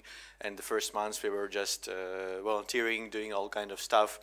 The first week, me and Wilkeep CTO, we were just cooking Molotov cocktails at the garage. We were like busy with something else, but then after we realized that things are going to like stabilize, if you can call it like this, we decided that we should go back to what we can do better than Molotov cocktails. So we started talking to our suppliers, and we were so surprised when they texted us that, like, yeah, we have production in Mykolaiv region. We are like literally under the bomb shelling every day, but we still will ship you the body cases like within 3 or like 4 weeks delay. So yeah, it's unbelievable, but thanks to the brave end contractors from Ukraine, we managed to produce what we planned with a significant delay, but yes. But Mykolaiv is really seriously bombed, so they continue working all the time, your suppliers, yes? Yeah, because as I explained, like this is their job and they can do this, and it was the same for us. We tried to stick what we can do, and they kept to what they could do. Yeah, really amazing. Okay, Alexei, then a question probably for you. You have a defense technology startup, so what the war means, what it gives or it takes from this type of companies? We have a quite long story, more than 9 years, and for us, war has been started in 2015. And after Maidan activities, we thought how we can be useful for Ukrainian army, and understand that we, in comparison, we lose for military personnel, for quantity of ammunition, of weapons, and we understand that these limitations, it's like a chance of innovations, and we have thought how we can help. And firstly, we implement in our system, the first system which were implemented in our software, it was Soviet tank, and for example, for direct firing, it can engage enemy targets 2 or 3 kilometers distance, but we implement an opportunity to engage targets on the distance 10 kilometers, for example. And it's like a mobile artillery. And after that, we start adding other system, but we have to understand that the war before 2022 and the full invasion which were started in the February of 2022, it absolutely different wars. And it was the big challenge for us because we have to very fast scale our solution. We don't have all necessary maps, and during 2 weeks we provided more than 1,000 tablets with our software, with all necessary maps, and it was experience of fast scaling our solution to the whole territory of Ukraine. So I can say that a war initiated our project, and I'm sure that such solution very useful for Ukrainian armed forces. Yeah, thank you. And it's really, that was, we talked in the last panel and this panel, that innovations now leading the war. And probably the only way to win is to have such solutions and support innovations more and more. Because, and I know that you are actually testing it like, how many kilometers from the battle line? We use first iterations was tested by the polygons, but now we have enough experience to implement and add new systems, new fire system in our software, and our software work directly in military combat zones, and we have 4 persons instructors now who teaching other military guys how to use this software, and we are providing fast engagement. We allow not to stay on the firing position for a long time and save lives before the counter battery start working. And it's very important, and we test directly all our solution tested on the polygons, but after that they are tested in real war conditions. Yeah, it's just the point that I said that probably when we talk about Ukraine, you are afraid that you can't do innovation under the fire, what we are talking, but Alexei really proves that you can do it even during the fire, and that's the mentality of Ukrainians, that we are not afraid. We can do, if we think it's possible, we do it in any conditions. And I'd like to add that in our current conditions, we are open for experiments. We need to find new approaches in this war because, as I said, we can be comparable by the resources with Russia. So we had a lot. I heard a lot from military guys that if you have any innovation idea, please come. We are ready to test. We are ready to implement because they understand that we have to act asymmetry. We couldn't. And very important thing that Russians try to learn and they try to copy paste all our solutions. It doesn't matter who first implements something. Important who will scale first these approaches. So we hope that it will be Ukraine. Cool, thanks. And Ilya, probably now because there's similar situation, an next invasion and terrible things happening in Israel. So how does it influence the startup technology ecosystem? What's happening in Israel? So thank you. I think this has multiple dimensions, of course. Certainly for the startups, this has a huge impact both on the day-to-day work that they do. A lot of them are enlisted as reservists and are being sent to the battle. So a lot of that work doesn't go away. It needs to be taking place, and we have set a motto that we deliver no matter what. And this is the first priority of the entrepreneurs, and they've taken it upon themselves. Certainly from a funding perspective, and we have a thriving ecosystem,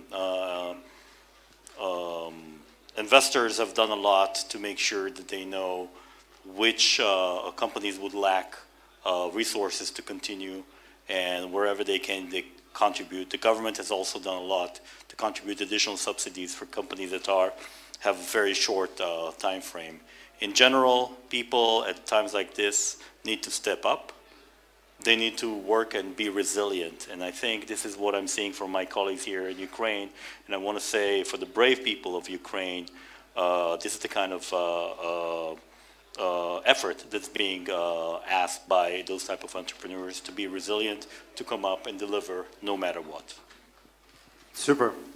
Thank you. And Jan, you're in Odessa. Could you see any examples, or have you seen that, how actually technology save Ukrainian economy, how they help in any sector, any sphere, any bright examples? First of all, I would like to thank you and all Czech community because you're a great example how small country can do really big steps for supporting Ukraine. So speaking about Odessa, maybe the best example everyone know that about army of drones made by Ukraine, and we made military ships from Russia escape from Crimea, far from our country, and that's made possible that the grain corridor is trading of agriculture from Odessa region. The traffic now is 90% comparing the numbers before the war began. So it's amazing. During the war we did it. Also now, for example, we're trying to, by the way, speaking about drones, in Ukraine also even there was launched a program how to create drones at home for similar people. And for example, I have a friend, he's not an engineer, but they're creating drones after their working hours in the office. And that's really great for all the nation. And one more thing, thank you. As an example, Odessa was always a summer capital for tourism in Ukraine, and we have many hotels, and now we're trying to present the vision and strategy how our hospitality area can reconstruct to make more rehabilitation centers, because Odessa can become one of the biggest rehabilitation centers even during the war. We can test and inviting startups from Ukraine to integrate them into this area in our region and to get first traction, to test their products, and to create really, it's a big window for innovations. So if you will have any ideas, just approach me. I'm always, there's just sometimes traveling to present our opportunities. Thanks. Thanks. It's actually a very good example because I know we are talking with youth a lot working, and what the war happened. In Ukraine, STEAM wasn't popular, mass engineering, it was a little bit down comparing to the early ages, but these drones, they're real good examples. They have also a positive influence, and we believe that in the future there will be engineers because when we talk to children, what are you going to be in the future? I want to drive a drone. That's what they're saying, and it's also one of the positive actions of what is happening because we take a lot of advantages of that. And Victor, could you please tell me, you also had a project before the war and how it affected your product? Changes, opportunities, anything else? Dramatic changes. I just want to add to the previous speakers that how the war affected the innovation. In general, what we are requiring at the moment is innovation of innovation. So the regular speed of the innovation and the culture basically to fundraise, to grow is not sufficient at the moment for Ukraine. So it has to be faster and consider how to innovate basically the system, the structure, approach of that innovation. And doing right now the mental health application, I believe it is terrible when your children is actually wants to make their future connected to the kamikaze drone. So it's corrupted future. Nevertheless, about me, funny story. I've actually, before the war, at the end of the 2021, I made an exit, and the world just opened up for the newborn millionaire. It was so cool. So we immediately set up a new startup company with amazing idea of audio-visual teleportation, set up office in Kiev, and in a month, I was taking out equipment from the office, trying to find my partner in the queue of the people who are trying to apply to territory defense units. And in a few days, I'm finding myself basically in the giving up bar, underground bar, full of the bulletproof vests, weapon, and tactical medicine. It was really, I was really lucky to have resources that time to do a lot of things on a volunteering perspective. And then we broken down our amazing idea, postponed it, broken down on several non-profit projects. We've started to do immersive diplomacy. We've started to take care about the innovative way to educate newbies who are joining up, very motivated people join up military forces without any clue what is happening on the front line. It is actually a catastrophe to some extent. We were started to do rehabilitation, and there are a set of the dual-use projects we are developing related to the demining, surveillance, etc. So it was a dramatic change, but still, I believe for a startup company, it allows really to focus. So you can see really clear what the problem you can solve. Great. That's good understanding of how to use. And focus is probably the very important reason that we are losing sometimes, but we need also to come back and try to get it. And one more thing about Pavlova, you also had some changes about cause of the war. And you were starting telling how you overcome that. Could you please tell a little bit more about opportunities that you try to find? Yeah, so basically, in a short, the full-scale invasion in Ukraine forced us to speed up and to accelerate our expansion because, well, just 24 days before Russia invaded, we received the tranche from Ukrainian Startup Fund, the very first funding our startup raised. We plan to use it for pilot tests in Ukraine on our local market just to fine-tune the product, to do pilots there on our home market, what normally startups do. But then, boom, it all happened and we don't have any funding anymore because those were governmental money and obviously they were needed somewhere else. Even though it's actually another story, but after all, we received also the money from this grant, which is crazy, but that's not the point. We had to do something and we had to look for funding, and we understood that no one is going to care about bikes in Ukraine, at least for the next 6 months or more. And if we want to keep working on this company, we should change something immediately. And so we just jumped directly to our beachhead market, to the Netherlands, and it has become our home market. Without this, we would probably go there much later. And well, I would be great not to have war and still working on the pilots in Ukraine. But regardless of yeah. Yeah, I see what you mean. It's about Ukrainians that what a bad thing happened, we find a way to improve it, to use it as a better thing, to find the ways to solve it.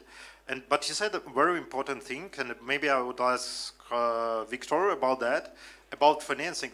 Yeah, everyone says grants in Ukraine pretty popular, but what is the situation now maybe with financing the startups? How to balance between these grants, financial monies, and all of the opportunities? Do you have some ideas?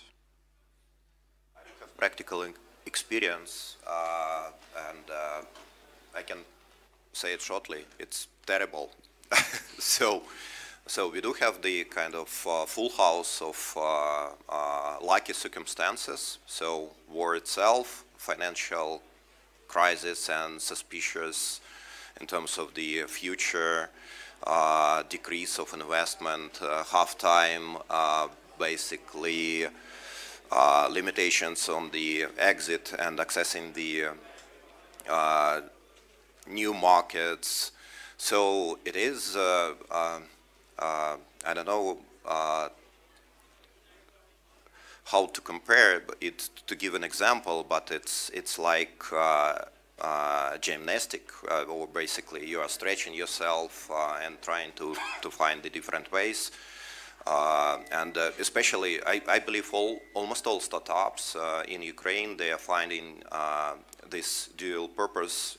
There is a social impact or importance of what they are doing, and as well, they have to take care about the finance and growth. So they are not a match for VC financing immediately. They are not fully a match for the non-profit organization, because so basically structure of our companies, we are incorporated in the United States. We do have Aspici Ukraine, we do have Aspici Charity, and we do have Aspici Defense. So it's completely non-fundable model at all. So nevertheless, it is a great opportunity to understand better how you can cooperate with the government. There is still a way to find an opportunity to get support from finance organizations who are not taking equity, and you are learning so fast, then you can make a restructure and approach venture capital firms as well. But it's extremely complicated, I would say. Thank you. We are a little bit running out of time, so I will ask maybe for the short remarks, but it's interesting. Ili, do you actually have some investments in Ukraine or running the companies? How it affected on the point of view of investor? Yeah, well, we don't typically invest in non-Israeli companies. That's our focus. But certainly in Israel, we've seen a lot of impact from the conflict in Ukraine. I could say that there are a lot of companies in Israel that have employees in Ukraine and have consulted with each other as to what is the right way to go about assisting those employees. Now, this is important not just from a humanitarian aspect. We view employees as talent, as key to success of these companies. And those companies, I can give a few examples, such as Wix and others, have taken the time to take the people at risk, move them to Lviv, offer them also to move to Poland, and then take them back as needed, as was desired by a lot of them. So the ecosystem in Israel is very much aware of what's going on in Ukraine and is very supportive of continuation. And I want to say we like and we believe in the cause of Ukraine, but above and beyond that, we work together. We are partners. And the talent that we have in Ukraine is there to help us succeed in our own success. Certainly, what we see now in Israel has an impact both on our ability to attract a new capital and new investments, but we're there for the long term, and I think the Ukrainian ecosystem is such and can definitely be built by this crisis into something bigger. Okay, thank you so much. Thank you for supporting and taking care of our talents. And if we are talking about talents, yeah, could it be your opinion, short? Because you know a lot of IT staff moved out, they relocated, but what do you think? Is it possible? Did our universities continue to produce? Can we like be sufficient that we will have in 5 years a new generation of startups? What do you think? Look, speaking about Odessa, of course, now is not the best time, and it's terrible what is going on. Some days, every day, you know, last week. But in any way, our people working, and it's you know we have no choice, because even if you are staying in Ukraine now, in Odessa, as example, if you will stop the work, it helps really you psychologically to survive during the war. And of course, many businesses adjusted, and you know, for startup investors, is maybe one of the most important skill for the founder to be, you know, the most never give up person ever. And all Ukrainian entrepreneurs who stay still making business in Odessa are really proved that they have never give up skills of the highest level. And so that's very important to understand also you, that this fact we accepted for 100%. Super. Thank you so much all for sharing your expertise from Ukraine, for Ukraine. And okay, just a short note, and if anyone can say in 3 words or 5 words why they should come to Ukraine, why should invest to Ukraine, you can have it, but only 5 words. I can add that also some friend came from Netherlands, and he has a neighbor moved from Ukraine, and after he became sharing with him information that helped me to find, I would like maybe to buy apartment in Ukraine. He was wondered, and maybe that's the reason, if European community will come to Ukraine, invest and support us till after the war, all our citizens also came back home. Super. Ili? Just wanted to share that also for us in Israel, not just now, but also in the past, we had existential crisis for our existence. And we think that this is actually an opportunity. And I see the level of intensity we have here around the room. They say that necessity is the father of innovation. And that innovation, there's a lot to gain from. And what you need to do now is the catalyst of building a potential industry in Ukraine. So you, carefully done, you could do it and see this also, not just as a tragedy, but also as an opportunity. Thanks. Very smart approach. Anyone else? A few words. One. I would say why Ukraine is important it is because it is an evidence of how world has been changed, and it's been changed for Europe, for United States, and for the global order. And in order to accept it and basically admit those irreversible changes, you have to see it. So Ukraine is the right place to see one of the development scenario for the world. Everybody is welcome. That's scary, but that's true. If in 3 words, limitations push innovations. Now we in such situation when we are open for innovations and for investment, and I'm sure that it's a chance of Ukraine for Ukraine to become a successful European country. Thank you for your support. Thank you.